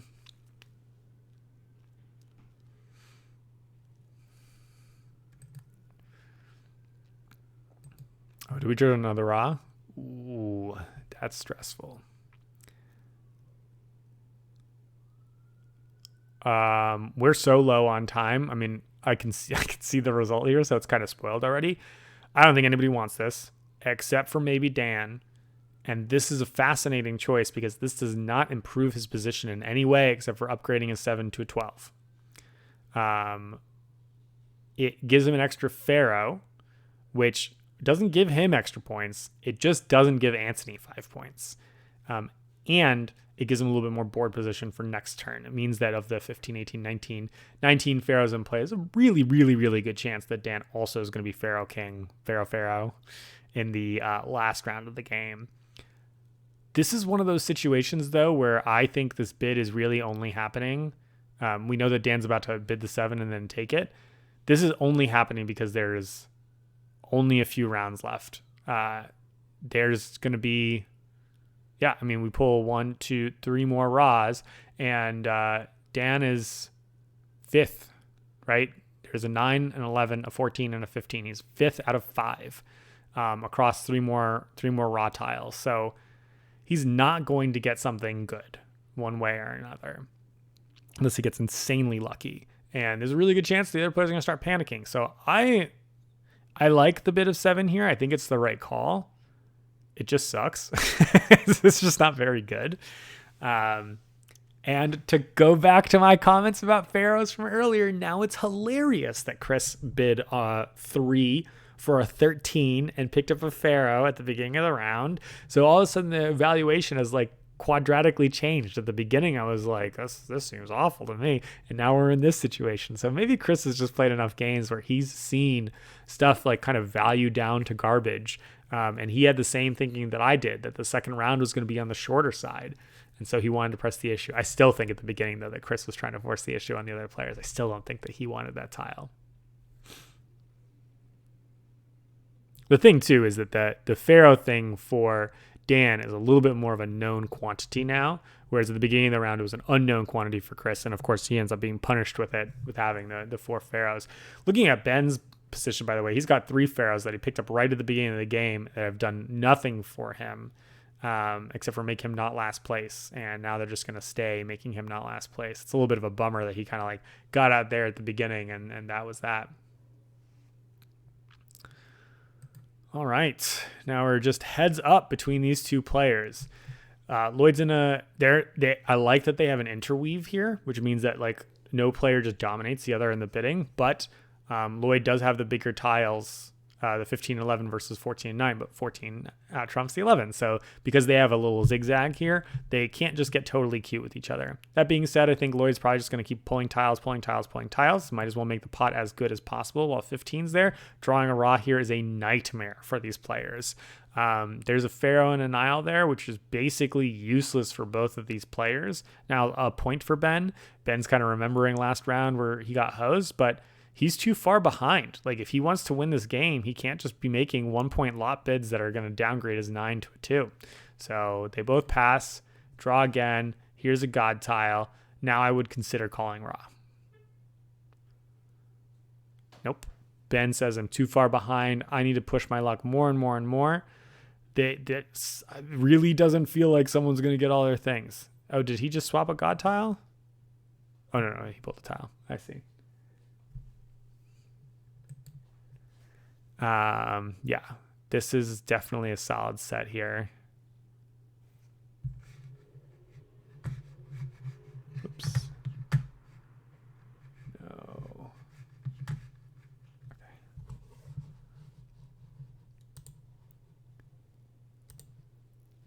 All right, back at it. Sorry about the distraction. Is Loyd debating the raw here? I didn't physically see if he did that. I know that he did that thanks to Jim's wonderful spreadsheet. Yeah, he's got to be calculating the number of rounds that are left. And to be fair, I think he needs to call raw here. The Nile's a point, the God's 2 points, the Flood's a point. So that's 4 points. Pharaoh's not really anything. So 4 points is not an exciting lot, but it gets pretty close to where you want it to be. It does downgrade his 11 to a 2. But yeah, I think there's too little time. He should call raw. And then the real question is, does Ben end up bidding the 9 and does Loyd end up overbidding it? But I don't think he can keep pushing the issue here. Oh, wow. He bids the 14. So now Loyd's in the position of having to bid the 15 for it.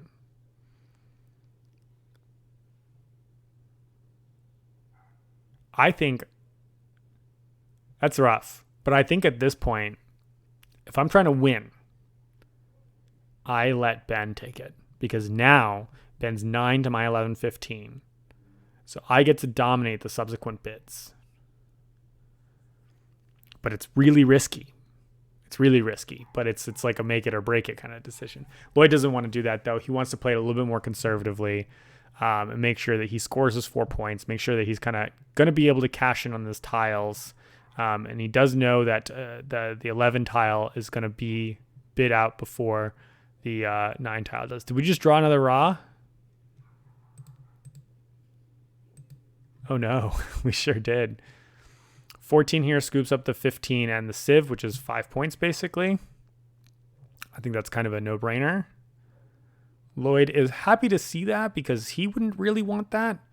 So I think that actually worked out quite nicely for him. I bet the two of them are just sweating bullets right now. Building 8 doesn't do enough, so he's going to draw another. Pharaoh doesn't do anything for these players, so probably pull another. 2 Pharaohs actually does do something. Strangely, it puts Loyd from last place into second to, and Ben, his competitor, would be put into last place. So this actually does represent a point swing. 2 points for either player, essentially. This is a really unfortunate draw for Ben because it's not positive points for him. It's just not negative points if Loyd gets it. It's the 5th building 8, so it's total dud. And Loyd takes it. I guess he's just feeling like he just doesn't want to get stuck with nothing. I'd be greedy. But good for Loyd. He's playing very disciplined. Building 6. That's 5 points for Ben. I think he calls raw. I think he calls raw and scoops it immediately. He goes greedy. I guess he really... do you see how like much I'm waffling between like a greedy play and not so greedy play?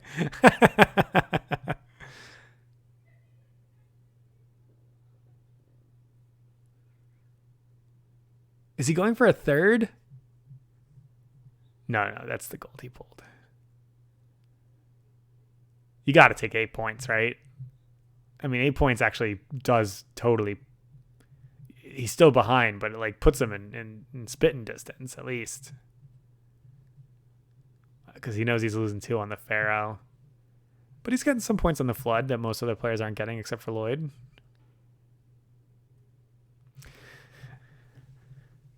All right. Chris and Antony got slammed with the -5 for the Civ this turn. This is going to be a low scoring round. Dan gets +5. I feel like Dan's going to be in a nice position at the end of this round. Antony got pretty hurt by Dan's plays. Loyd had a series of just like mediocre plays, but they all ended up being, but they were all mediocre. Whereas like some of these other players have had like good plays or good buys and weak buys, not plays. I'm not meaning to judge anybody's play or anything like that. Oh, here we go. So he doesn't draw a thing, but he draws a war, which is worth -5 points. Oh, that's funny. He's too greedy. I think 8 points would have been pretty good. He pulls again. He is God. This doesn't do anything right now.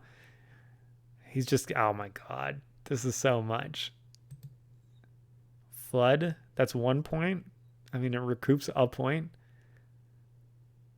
You've pushed your luck as far as you can, my friend. He says I'm too far behind. I respect. There's no place but first place.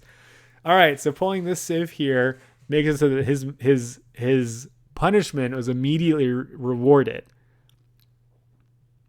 So now this is a 9-point tile. Yeah, okay, come on. He buys it. Great. All right. End of round scoring situation looks like this. As I said, Dan goes into first place at 27, Antony at 25, Loyd at 24, Ben at 18, and Chris at 7. Ben would have been just completely dead without that round, and if he had bought when I'd suggest that he bought, he'd be at 17 instead of 18. Things ended up working out for him a little bit.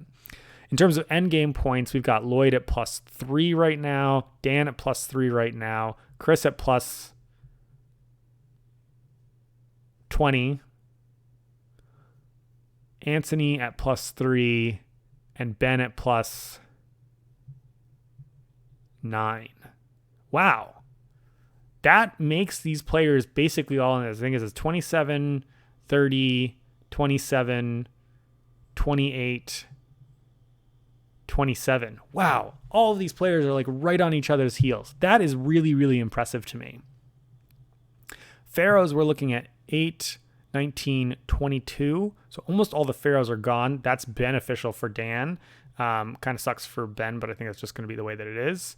Niles, 3 for Loyd. That's beneficial for him. We did not draw a lot of civs in the last round, so even though the lot went out in the first round, I think there's a really, really good chance that we're going to see a decent number more in this last round, at least players not scoring those -5s that we were talking about. Yeah, this became really anybody's game. I definitely was throwing a little bit of shade, and I like to be proven wrong that everybody kind of is keeping right in it. That's great. I think that I suspect that there's a little bit more of a conservative play with the bids from players at this table. Like no one wants to get like knocked out and just kind of taken out of the game for that reason. It looks like they're going to take a break, so I'm actually going to do the same, and I will be back to finish this second leg in the very near future, or basically no time at all for you. Thanks for sticking with me, and we'll be back for round 3 pretty soon. Okay, and we are back to it. So we are hitting round 3. They're taking a break. Let's see if we can skip forward to when they're not in a break. I should have just done this before they came back. Here we go. All right. As they're taking their seats and getting started here, let's talk about, we just kind of went through the scores and said where everyone was. Let's talk about positions. I like Dan's position because scores are pretty similar, and his is a little bit higher, and he's got the most Pharaohs, which is really nice. I kind of like Chris's position. There's a couple building 4s in the stack there, and that could really make a big difference for him. He's a bit behind, just a smidge, but he could really close the gap here. If he just gets a couple flips that work well for him and are basically useless for other players, it's one of the things that's actually really powerful about monuments as a strategy, is you can get lots at the end of the game that are valuable to you but valuable to no one else. Loyd's advantage is he's got a few more pips in the Nile than other players. Actually, let's also take a look at their bidding tiles. So Antony's got a 16.63, 15.11.2 for Ben is pretty good. 14.2, is that at 14.74 for Loyd? That's okay. 12.83 for Dan. And Chris is sitting on a 13.10.3. They all have actually like a pretty decent, like normal spread. You know, if you add the values on these up, you'll get a rough idea of who's got the best ones. I think it's actually Ben right now, but they're pretty close to each other. So no big difference in bid parity here across the players. Loyd makes a really interesting play here because Civ and Gold it's an 8-point tile. It's an 8-point pot right there. And he's sitting on a 14. Legitimately, this might have just been one that he should have shipped right away. And he goes ahead and puts another one, and then Dan does as I said and says, hey, let's invoke Ra here. Funny thing is that building 5 is basically useless for everyone except for Antony because this is the 5th of the building, so no one's gonna get a triple set. So that means that it's basically the same value for everyone, which is 8, or it's 9 for Antony. And so I think Antony is in a funny position now where he has to ask himself, like, is my 16 worth the 9 points here? He's got to ask himself what else he's trying to accomplish this round. And I don't think that there's anything except for maybe contesting Pharaohs that he's really looking to do. That puts him in a really, really tough position. I think Chris bids here. I think that's a way too low of a bid. I'd put the 10 out myself. You always see this in Ra where players they're hesitant to use their high tiles early because they don't want to get boxed out. But this might just be worth enough points in what is a pretty tight game to make the difference there. 11 is good. I think if Ben takes this, so Ben does take this. We see on the sheet there. Loyd does not want to bid the 14, which explains why he was unwilling to call Ra on his turn and kept drawing more tiles. I think 11's a pretty good take there. That's a good swap. He takes a 9 tile too, which doesn't really help him with the end game. You know, have the most value of numbers. You get plus 5 points or at least for -5, but it prevents him from being at the bottom pretty likely, unless he takes a bunch of other crap tiles. So that's not a bad spot to be in. I like that bid for Ben a lot. Looks like we are on a soft Ra after a flood draw. In some games, this is worth like a low bid, but I think at this stage it's too early. I didn't track how many floods were flipped in the second round, but I think there's a couple. There's at least 4 and probably more floods, so I don't think anyone bids on that. But Loyd is not willing to risk it. He's the person that most needs the flood for his Nile tiles, and he grabs at 11, which again gives him safety, maybe even a leg up on the end game scoring bonus.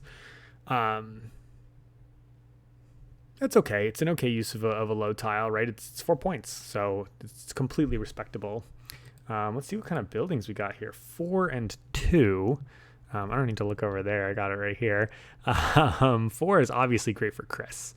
So I think what he wants to see is Dan pull something unexciting, and then he's going to bid the 4. But Dan you could see him literally staring at Chris's board right now.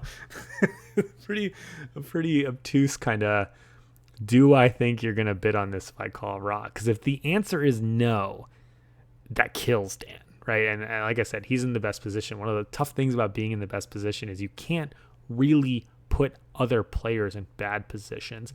And Chris, actually, I like this. He does not do what I expected. And he says, I'm going to make it spicier. It's garbage for all of you, so why don't I put out more? I'm willing to bid my 10 or my 13 for this maybe. It's a building 5, which is, as we've discussed before, pretty much garbo for everyone. I must have... I technically said something wrong earlier about the building 5 because the spreadsheet counted the person who actually won the bid, so it makes a mild difference there. And then this is really nice for Chris because he gets to be second to last to see what other people are going to value this at. Antony, I don't think... Well, building 2, not bad for him. Yeah, and the form. I mean, it's a couple points. It's a couple points for him. So the question is whether Antony would bid his 6 if it came around to Chris and he was able to bid his 4. Or that's not a 4, I guess, because 4 is in the middle. Whatever low number it is that Chris has. 3, 4, maybe a 6 or 7. I don't know. Loyd is sitting here and thinking about it for a while. I don't think this is good for him. 2, 4, 5. No, this isn't good enough for Loyd for him to seriously consider bidding a 7, unless he just wants to jam up Chris and thinks that Chris is going to outbid him. But I don't think in a close game that a player can afford to martyr themselves for the points of other players, unless he's absolutely convinced that other players are going to outbid him. And for Chris, like, I've been chatting up how good it is for Chris, but like, let's be real, it is 5, maybe more with building 2, maybe one more with Nile. So it's 5 or 6 or 11 points, depending on how the rest of the round goes for Chris. So certainly he's happy to bid on that, but it's not like it's slam dunk, amazing, has to be the best ever. I'm surprised to see Loyd waffling for so long on this one. I don't think that Dan's going to take it for the same reasons. I mean, it's basically garbage for him. 2, 4, 5. Yeah, it's a 2-point piece for him, maybe 3-point piece for him. He can't be stuck with this. So it's I think going to come down to Chris or Antony either way.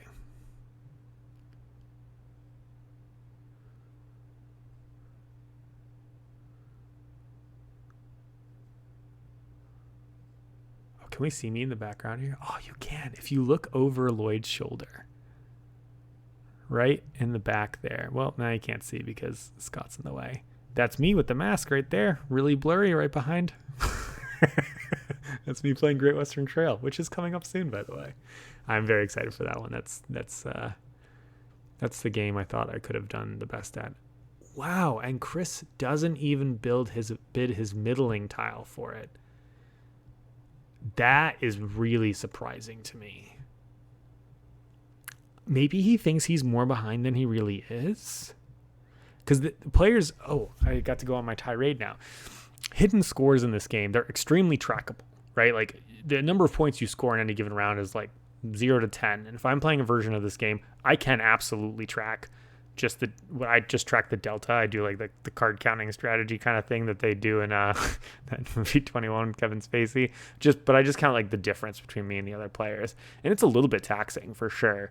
I don't generally like counting secret hidden information in games, and I usually don't think it's worthwhile. But if I'm playing a competitive version of the game, then I will dedicate brain power to see, like, do I need to be risky here or do I not need to be risky here? It's good to know how far ahead you are, whether you need to push your luck or not.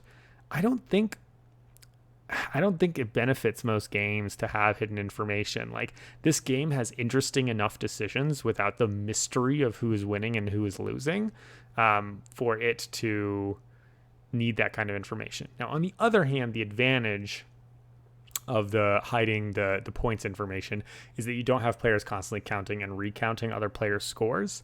So maybe from a game design perspective, that's actually a benefit. But I just in general don't like hidden score information in games. Take that back. I don't like easily trackable hidden score information in games, because the players who are already good at it are probably going to be more likely to track the scores, and the players who are a little bit less good at it, unfortunately, just suffer. Like, because if they dedicate their brain cycles towards that, it's going to suck for them. All right. Ben picks up a cheap god here for 2. I think Ben needs more to win this game. I guess he's hoping that he'll be able to grab a building 6 with it for 5 points or a civ. Well, he doesn't need a civ.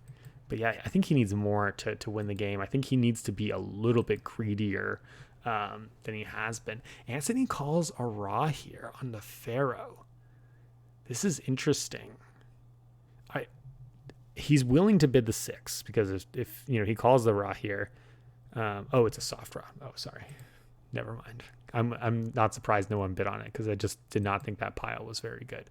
Now it's very, very good because the Pharaoh adds something, the Civ adds something, the double Niles are worth 2 points to Loyd. There are, we know, a couple more floods left in the deck. So this tile here is 5, 7, or 5 points for the Civ, 2 points for the Niles, or easily worth more than that. We're going to keep going. We're going to keep adding. Who was the... Dan added? That's interesting. Dan's usually the caller at this table. Oh, do we lose their video? It's unfortunate. I like seeing Dan's thinking face. He's got a very very good chess thinking face. I didn't change that. I don't control the actual video. You say just mine and this thing that you're seeing here. And yeah, it gets very spicy. Antony says, I will happily pick that up. There's just way too much going on in here. And you'll notice, right? I commented earlier, why not bid on the gold and the Civ and the whatever else it was? This is almost the same as that. If the Pharaohs work out, this is better, right? Because it's 10 plus building 2. Oh no, building 2 is a 3. That's his third one. Oh man, this is dream snap for Antony. That was 5, 10, and then depending on the Pharaoh situation, 15, and then depending on if he gets floods, 17. So minimum 10 points, maximal 17 points, which is pretty spicy. Funeral, I believe, is the Pharaoh killer. I just have to assume because who else would go to a funeral in this game? And now we're drawing a lot of raws out, and the end of this game is suddenly coming fast where Antony is, I think, quite clearly in the lead. Knowing that he doesn't win this, and if you watch the Terraforming Mars final, my heart is like breaking for the man. That is rough to know what the end result is here.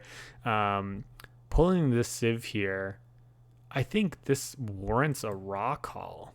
Dan doesn't agree, I think, because he doesn't want to get stuck with it, maybe.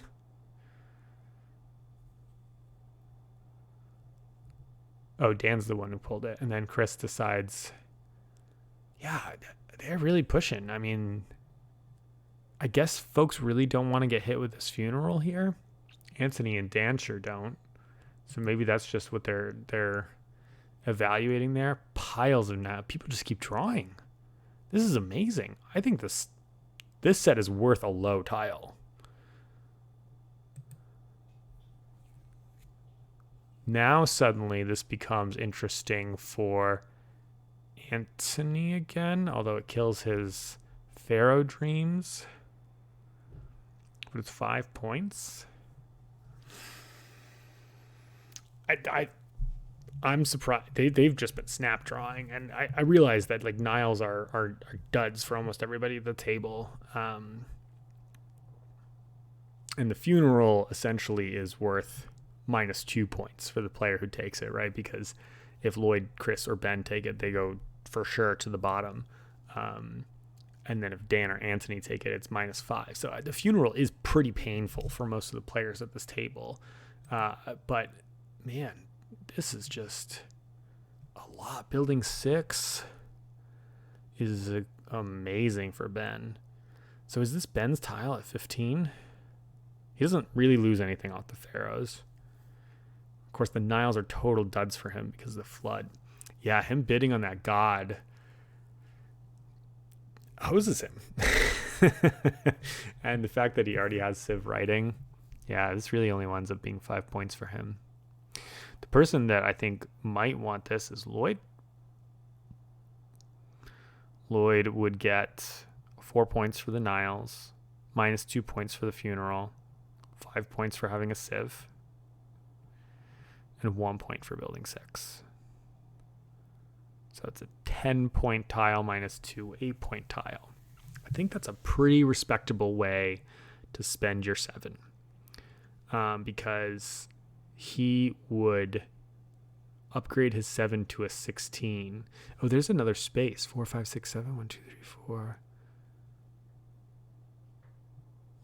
Wait, did I miss something? Did they roll back the pull or something? Or did I just click too quickly? I just clicked too quickly or whatever. I don't know what happened. Or maybe I accidentally clicked backwards on the video. Either way, we're seeing a soft draw on Chris's turn. Back to what I was saying. This is mostly not good for folks.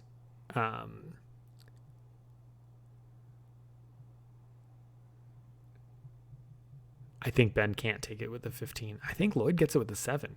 The 7 also gives him the 16. We know he has the 11, so he's got 27 face down value, which means that he's probably going to get the end game +5 bonus. So winning this pot is worth not -5 for him. 4, 5 plus the 5 there is 10. I mean, this is roughly a 13-point pot for him, assuming that the things that I say come to fruition. That's as dreamy as Antony's pot was. And what's really nice for Loyd here is that there's no other player that wants to take this. And that's why this pot has gotten to such ridiculous proportions. Yeah, what a nice situation for him. Ben's going to think about it for a while because the building 6 is there. But if he takes this, I mean, it's unfortunate for Loyd if Ben takes this. But Ben just loses, I think. I mean, he's 4, 5, 10, 28.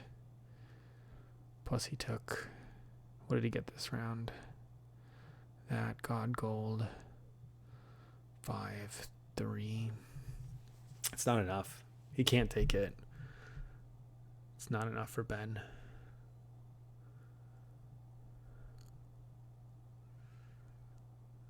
Can't tell if that was a nervous lean for Loyd. I really miss having their camera there. There's that 7 bid. He's going to take it. I don't think Chris wants it. I think Chris has had the same mentality that I had on his board position at the end of round 2. And he's saying, I need something crazy to happen. I need to catch up. And unfortunately, that might put him in a position where he is not going to get all 3 of his bids out this turn. And then hilariously, Dan might just be on the other side of that, where he is being kind of conservative in what he wants to take because he doesn't want to kind of lose his lead. That being said, for Dan especially, these piles have not been especially exciting for him.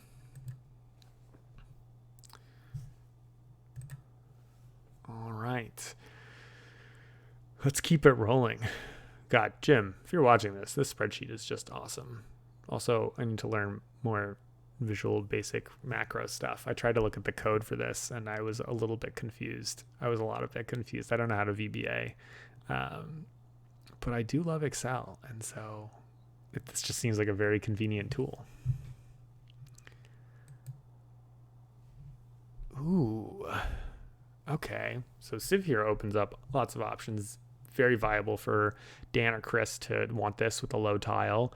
I think that Loyd can draw anything, and Dan should be calling raw. Okay, taking an earthquake probably throws a bit of a wrench in that. So an earthquake, I assume, is the kill 2 monuments. This is pretty sucky. Pretty sucky for a lot of players at the table. But it still might be worth a low bid. Very low bid because the game is kind of getting on. Civ Snake's worth not -5. Earthquake is worth, for most people, probably just -2. But I think drawing more tiles makes total sense. Drawing a building 4 here is a pretty big bummer for Chris because he's the one that probably least wants to take the Monument Killer. It really kind of messes with his whole game plan. But taking a building 4 and losing a building 1 and maybe something else, pretty viable. I think even still, Chris is going to pull another tile from the bag. Oh, I keep jumping the gun. Dan just is like much slower than I am at executing, and I appreciate the amount of thought that he's putting into the game when you're playing a final like this.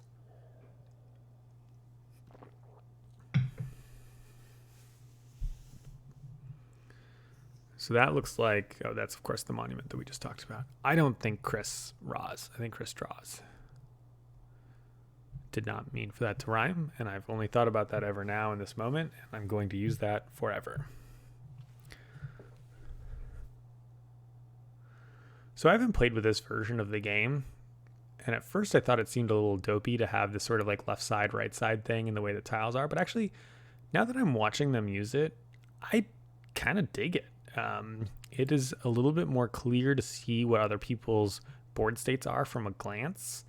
I'm now seeing how Jim was actually able to ascertain what's going on in this game that I was just struggling with, but it takes some getting used to having the pieces for it makes sense. Antony calls a soft draw here. It's a soft draw. And so, yeah, I wish I hadn't accidentally spoiled myself on that Chris wins this bid with a tenor there. I don't know that he needs to use a tenor. Does someone else try to outbid him? Oh, the tile he's holding is a 1. Maybe Dan tries to pick it up with a low number, and Chris decides that he has to outbid him. Because for Dan, the monument killer thing is minus 2 points, but there's a monument in there, so that's plus 1 point. It's really just minus 1 point and a sieve and the 2 Niles. So, it's like it's 5 or 4 or 6 points for Dan if he ends up getting a flood. So, yeah, why not, right? Like, it's getting on in the round. Dan should probably bid a low tile for this, which I think forces Chris's hand. And for Chris, what's he going to wind up doing? He had a second building 1, and then he just loses something else. Unfortunately for him, that puts him down to 6 instead of 7, which I think is a significant point drop from 10 down to 6. So he's really hoping to get a building 2 or a building 7 back. Oh, let me do the math correctly. So getting a building 4 adds 5 points for him. Losing building 2 subtracts 4 points from him because he goes for 10 for having 7 down to 6 for having 6. So he's at plus 1. The sieve is worth not negative 5, so we'll count that as 5. So that's 6 points. So it's 6 points or 8 points if he gets a flood, which is fine. Not exciting, but fine. Yeah. And like we said, we're really getting on in the time right now. And there's a 15 and a 14 out there that can box out as 13. There's a 12 that can box out as 10. So, yeah, I think it makes sense. Not as spicy as it could be, but it does the trick. And he's got to decide what he gets rid of. While he's thinking about that, we'll see that Ben is going to draw a raw. That is going to put a lot of pressure on the remaining bids that are out there. And I can see pretty quickly why Dan, who I called as kind of my favorite position at the beginning of this round, ends up kind of losing out. And part of it with me saying that he's a favorite position is that he was kind of big in on those pharaohs there, but he did not have a lot of infrastructure going on otherwise. So he doesn't really care when monuments are flipped. Doesn't really care when Niles are flipped. In a way that Loyd, who picked up an early flood, does care, in a way that Chris, who has all these monuments, and Ben, who has all these monuments, are able to benefit from. But yeah, this turn has really just been most kind to Antony, honestly. Yeah, that really puts the pressure on the game. I don't think, if I'm Dan, it's actually a legitimate option to change the 5 into the 10 there. There just might not be enough time to take the tiles that we want, or Chris turning his 1 into the 10. I think it should have been considered. All right, a flood here. Flood is amazing for Antony, who's just sitting on a bunch of unused Nile tiles, and it's amazing for Chris. So because of that, Dan calls raw. Chris has a snap bid 1 because he's not going to bid 13 for it, but it is worth 4 points to him. So sure, One's worth 4 points.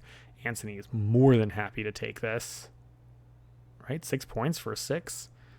6 upgrading to a 10 seems very, very legitimate. Yeah. I see why Dan called this, and actually this might end up backfiring a little bit, because this is a pretty good tile for Antony. Antony is not looking for anything else in this game. The one thing he is looking for is for Dan to not get more Pharaohs. So maybe Dan's sitting here thinking, well, if Antony goes out with the Niles, then I will pick up one more Pharaoh and lock him out of that, so it'll kind of be like a net neutral. That's fine. But the time being really close is a pretty big pressure. The other thing that I can't do that the players can do, and I could have counted all the tiles, is they can shake the bag and see how much is left in there. I believe that there's exactly enough raw tiles that are in there. So if you're feeling at least a little bit lucky, or more accurately not unlucky, then you can kind of estimate that the game's going to go a little bit longer if there's still a lot of tiles in there and we just happen to have been a little bit unlucky. But you can't control that, right? Like those things are coming soon.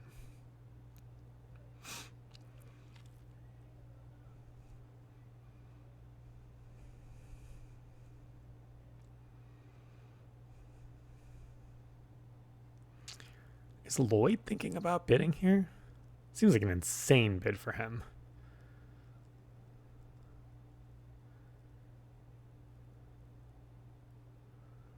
Him bidding here would strictly be to prevent Antony from getting something. That is a real buck passing moment. If that's the case. I think Dan is sitting on an 8 there. I think it's 5, 8, 12. And I think the 8 becomes the bid. Yeah. Oh, it's literally right in front of my face. I was not being coy there. Yeah, it's 2 points for him, which is not great, but like I don't think he can let Antony take it. I think he maybe could have considered having another draw and then bidding something higher for it. Here we see Pharaoh. Pharaoh's really interesting because, Ben doesn't want it. It's not worth anything to him. It's absolute garbage for Loyd. Dan is going to maybe bid the 5, but bidding the 13 feels pretty bad. And then Antony can bid the 6 to just kind of like lock it in. Could also just be that all the players pass, but like 2 raws are left. Not all of these bids are getting cashed in this round. We've got 1, 2, 3, 4, 5, 6, 7 bid tiles left. That's just not enough. We are looking at 1 bid lots.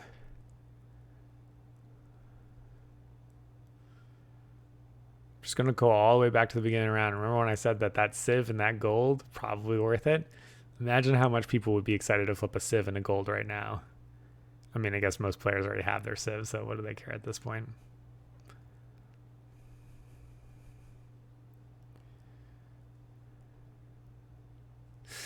You also see what I was saying in the beginning of that first round, right? Like there's a lot of Civs that came out, just a lot of tiles in general. It was kind of a longer first round.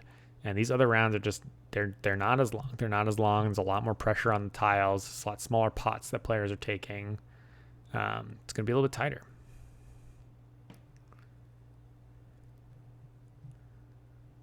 And I think these players are going to end with some score like in the 40s. So my claim about 5-ish points a tile, it's going to be close to accurate. Well, I guess if I'm claiming it's in the 40s, and you start with 10, you're really scoring 4-ish points per tile. So, whatever, something in there. A lot of thinking. I don't know who we're on right now, but if we're on Loyd, it doesn't make sense. Maybe we're on Dan. He's deciding, I think, whether he wants to bid the 5 or the 6. I think he bids the 5. Upgrades the 5 into an 8. I don't think his 5 is going to do much of anything else. Then the question is just whether Antony is going to take it with a 6. 6, 12, 16, 19, 21. 4 raw tiles left. 4 Pharaoh tiles left. And that's one of them. All right, suspense is killing me. Dan's going to take it with the 5. So that's interesting because that means that Antony lets this go through. He bids the 5 and Antony says, yeah, go ahead and keep it. I think that is a ballsy play on Antony's part. I think that if I was in his position, yeah, he's checking how much time there is left in the game. Right? That's what he's reaching to that bag for right now. I think if I was in Antony's position, I'd be awful tempted to bid the 6, try to lock in those Pharaoh points. But, you know, to his credit, there's just sometimes these awful situations where you do something like this, right? You bid the 6, you take the Pharaoh, and then Dan winds up with 2 more Pharaohs, and then you just completely wasted your bid, which can really, really hurt, right? He's not here to stuff Dan. He's here to get the most points that he can get because he's playing against the other players at the table, mostly Loyd right now.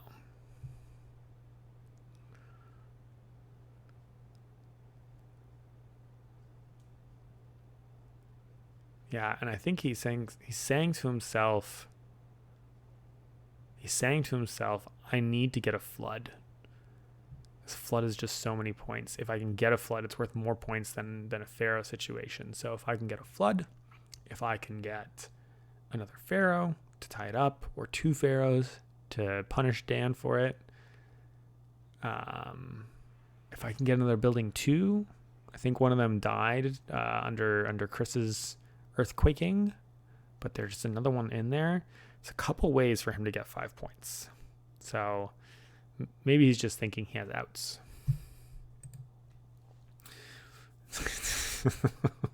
Here's a Pharaoh. Loyd can't call raw because it's unlikely that Antony would bid for it, and then he would get stuck buying it, which is a mess. Nile here, sure. I think Dan doesn't love taking this with the 12 and doesn't think anyone else will take it except for Antony, which just kind of creates a better parity situation. There's a limited amount of time left, and it's not this pile is not so good for Chris or Loyd or Ben, even if more things come out, so he's going to flip another one. Building 3 is very nice for Chris. He snap calls raw. He's thinking that he'll get it with the 1, I think. Well, that can't be true because we know Antony waffled on bidding the 6 for a single Pharaoh. So why wouldn't he do that for the Pharaoh and a building? Well, I mean, I guess it's nearly the same. So he's going to bid this, and I think Chris is going to take it. There's just not a lot of time left.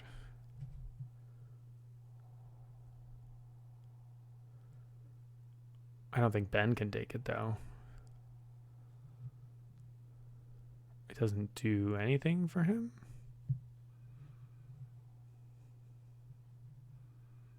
Yeah, it's garbage for Ben. It's garbage for Loyd. It's garbage for Dan. It's like, yeah, it's basically garbage for everyone except for Chris and a little bit Antony. Antony's just bidding the 6 because he's like, great. I mean, if I can take this when the 5 took a single Pharaoh, that's awesome. This is a bad position for Chris to be in because if he bids his 13, he's basically out. It's really unlikely he can do his 1.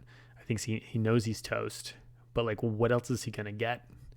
He already has his Civ, so it's not like he's looking to draw a Civ. I think he bids the 13. I'm right. Yes. Love being right. Love being right. Here we go. All right, rolling right along. Building 2 flip for Antony here is exactly what he wants to see. Let me take a quick moment here. Okay. Brief pause. Sorry about that. So, building 2, nice for Antony. Basic, well, it's nice for Chris too. Nice for Chris too, but there's nothing he can do about it. He gets outbid by Antony with a 6. Chris just left with the 1 there. It's a bummer for Chris because he would have really liked that in the previous pile.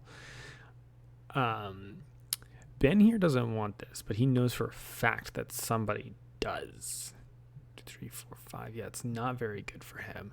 But he's holding the 15. I think he's just supposed to keep drawing and then buy it out from the other players. He's just hoping that it goes all the way around. He wants it basically to be like he pulls something, Loyd pulls something, Dan pulls something, and then Chris calls raw or something like that. Like, he wants it to go for as long as possible. The question is, like, what do the other players do in terms of Loyd sees the shenanigans going on and says, I'm going to call raw now because someone's going to do something about it. We're getting in on the end of the time here. I'm metagaming a little bit. Is that a monument killer?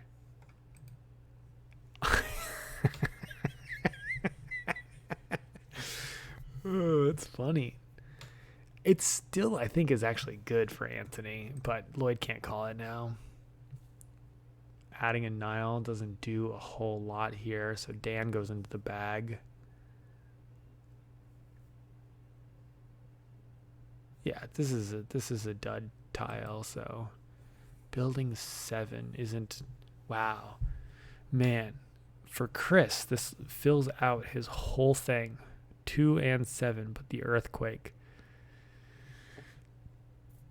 Buddy...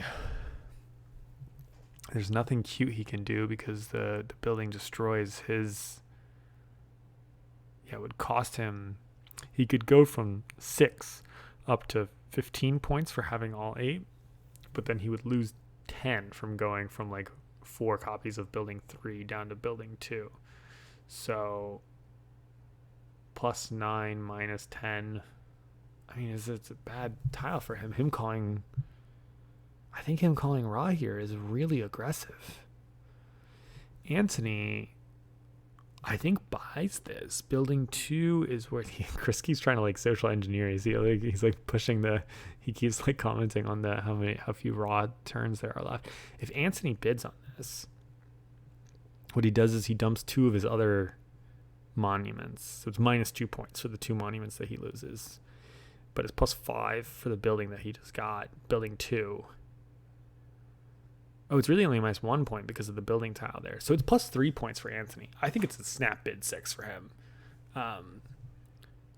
+3 points is at this stage where he's holding that 6 there, I think is about as good as he can expect to get.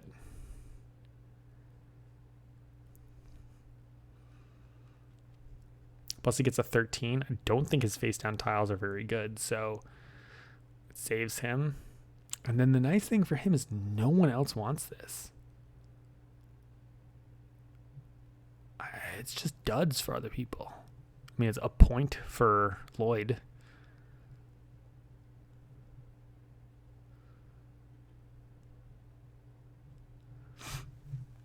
Loyd's the only one who I think would maybe buy it. Because if he buys it for a point,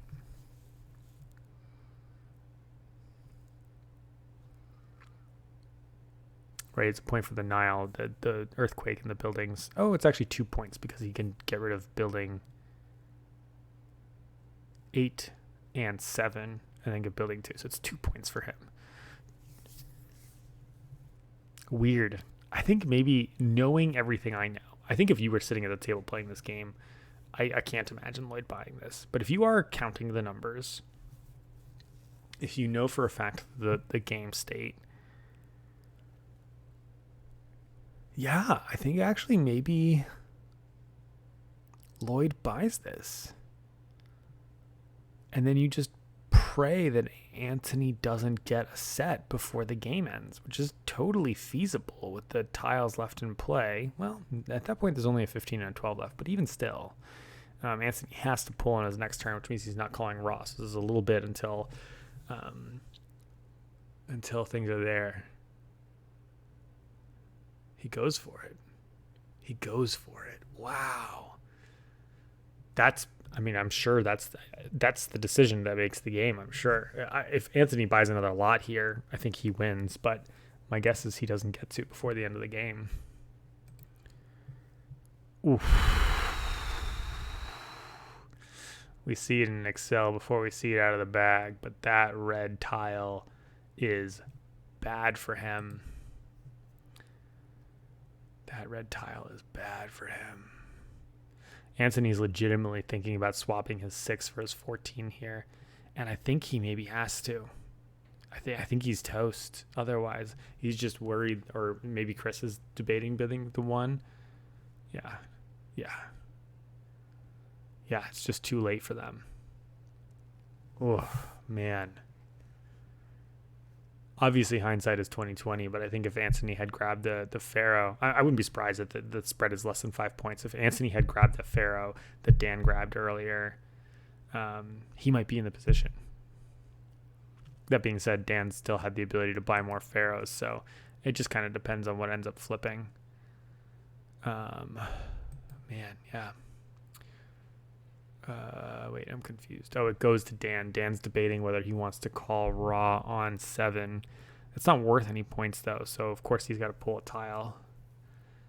And we'll see that the tile he's going to pull is the God tile, which is worth 2 points. Chris calls raw, of course, because we're not quite there because I've kind of skipped ahead a little bit, but Chris is going to call raw, of course, because he's got the 1 tile. There's a 1, a 15, and a 12 in play, and so either the big boys are spending something big, and it's 3 points for Dan, 2 points for Chris, 2 points for Ben. I mean, what else are you going to do? For Chris, it's 2 points is the best he can hope to get away with. So he hopes that they don't bid on it. It's just not enough for Ben. Ben still needs to push his luck. Is he still holding on to his God tile from earlier? He sure is. What did he want? Building 6 maybe? Oh, building 6 is gone. Did he have an opportunity to take it, or did it just kind of flip out earlier? I didn't quite see. Wasn't paying that much attention. Oh, and Dan is going to get killed here with not getting a sieve. Minus 5 points there. I mean, the Pharaoh washes that out. So this round, we're looking at Loyd getting 9 on the Niles. Minus 2 for the Pharaohs is 7. 5 for his buildings is 12. Which puts him at a final score of 36, maybe? Dan, 3, wash, 2. Puts him at a final score of 32, maybe? Chris is at 10, 20, 30, 37? I must have counted something wrong because that puts him ahead of Loyd. Loyd with the extra 5 points for having the highest tiles. So 37. And then Loyd's 5 extra from what I said before, which was, I think, 36. 9, 7. Plus, 30. So he'd be at 41. Antony at... Ooh, they gave it to Chris. So instead of 37, that puts him at, I think, 39. And there we have it. So Chris with the 2 extra points. Antony,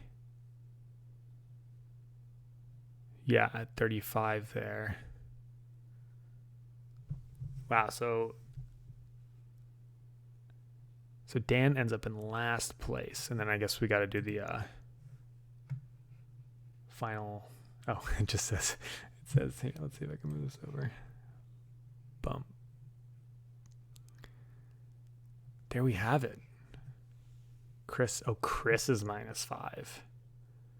Because he had to take a bunch of garbage because he was bidding on pots that, Okay, so big swing there. So that puts Loyd at 41. To Chris's 34, to Antony's 35, Ben 33, Dan 32. So really, really close. Except for actually Loyd wins by a fair margin here. Fascinating. I'm actually I'm really impressed that Loyd won by the margin that he did. I thought that his kind of earlier game was just, it wasn't as explosive or as interesting to the other players, but he was just making solid buys. I think he never really let himself get negative points with the sieves. Let's actually run through just looking. We're just going to progress really quickly. And we're going to just look at what Loyd buys. So he starts off with buying a building, a Nile, and a flood.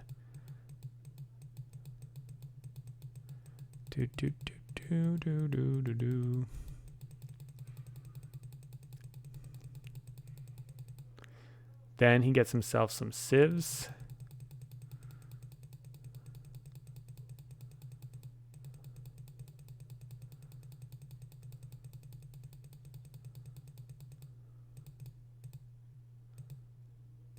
Don't want to accidentally go over with my enthusiastic clicking.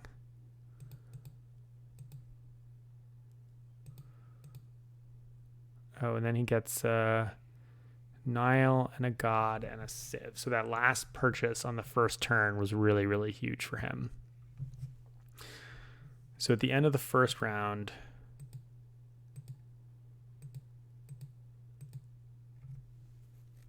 this is what we see. And don't forget that Chris has a phantom 5 extra points in there, and then everyone else kind of got a smattering. So pretty equal across the board, except for Ben, who's behind. Then let's jump ahead a bunch.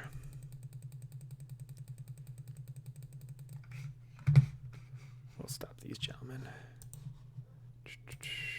And let's make this big for fun. I'm just curious. I just need to. I know I don't normally do this, but since I have this tool, let's run it through. Let's look at Loyd's game. So he scoops up. He hasn't scooped up any. Oh, he got a sieve and another Nile. Now the one thing that's nice is that he's picking up Niles. Well, I mean, he's only really picked up a couple. Oh, so we have 4 floods here. So yeah, not a ton of floods going into the last round, because there's, I think, only 3 left. So Loyd's doing a better job of paying attention to that. Yeah, I think he mostly just didn't score negative points is what he was going for in that second round. Just kind of some incremental value like we see at the beginning of round 3. Exactly what I said before. I mean, he is no better off in position than really any other player. Antony's ahead of him. Dan is ahead of him. Chris is 10, 15, 20, tied with him. 5. Yeah, I mean, Loyd is like tied and slightly behind going into round 3. So round 3 is really where he ends up making his money. And he makes this early buy on a flood tile that is going to end up paying him so many dividends.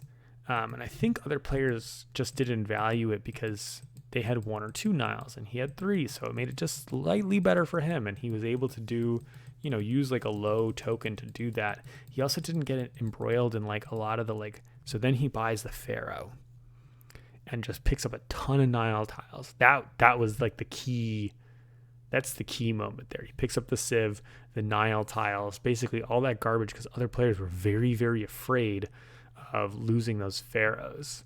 I don't remember exactly what tiles Ben had at that point in time, but I remember saying that I thought Ben was a pretty valid person to take that tile. But Loyd goes for it. But he picks it. I mean, I think he gets it with a 7, right? Like he uses his tiles almost like backwards. Like this 7, this is a lot of points for him. Yeah, he scored like 7 points off of this. And then what happens is everyone else just kind of ends up stumbling. And it's not just the 7. He takes the 16 too, which puts him in the position where he's got the 11. He's got the 16. So there's plus 5 points at the end of the game. That's what makes the difference. And this round is a little bit shorter than the other ones, which, we're not surprised given what we saw in the earlier rounds of the game. Very cool. Well played, Loyd. That was a blast. Thank you, Jim, so much for giving me the opportunity to do this. This was a really neat tool. And I think the evaluating stuff in this game is just really fun. And it's fascinating to me because you can look at it numerically and you can also kind of play by feel. And I think both of those things are pretty valid in this game. You can get yourself pretty far in raw by getting a sense of those things. But one thing that we noticed, even with these players who are at the final table here, is that being scared at the beginning of the round, or not scared, conservative at the beginning of the round, unwilling to like use powerful tiles to buy things that are pretty good, can lead to the situation where suddenly you're using powerful tiles to like buy some garbo at the end of the round.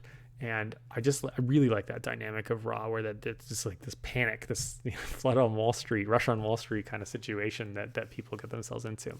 Hey, I didn't mention at the beginning of the video, if you watched all the way to the end here, you should check out the World Series of Board Gaming Las Vegas if you're interested in going, or you can send me a message or drop me a comment if you want to hear more about it specifically.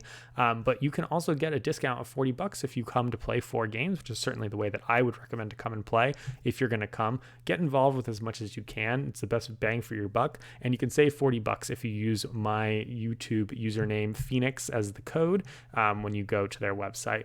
Thanks everyone for watching today. Hope you enjoyed this raw video. I'm sure did, and I hope you all have a great day. See you soon. I think Great Western Trail is coming next. We'll see.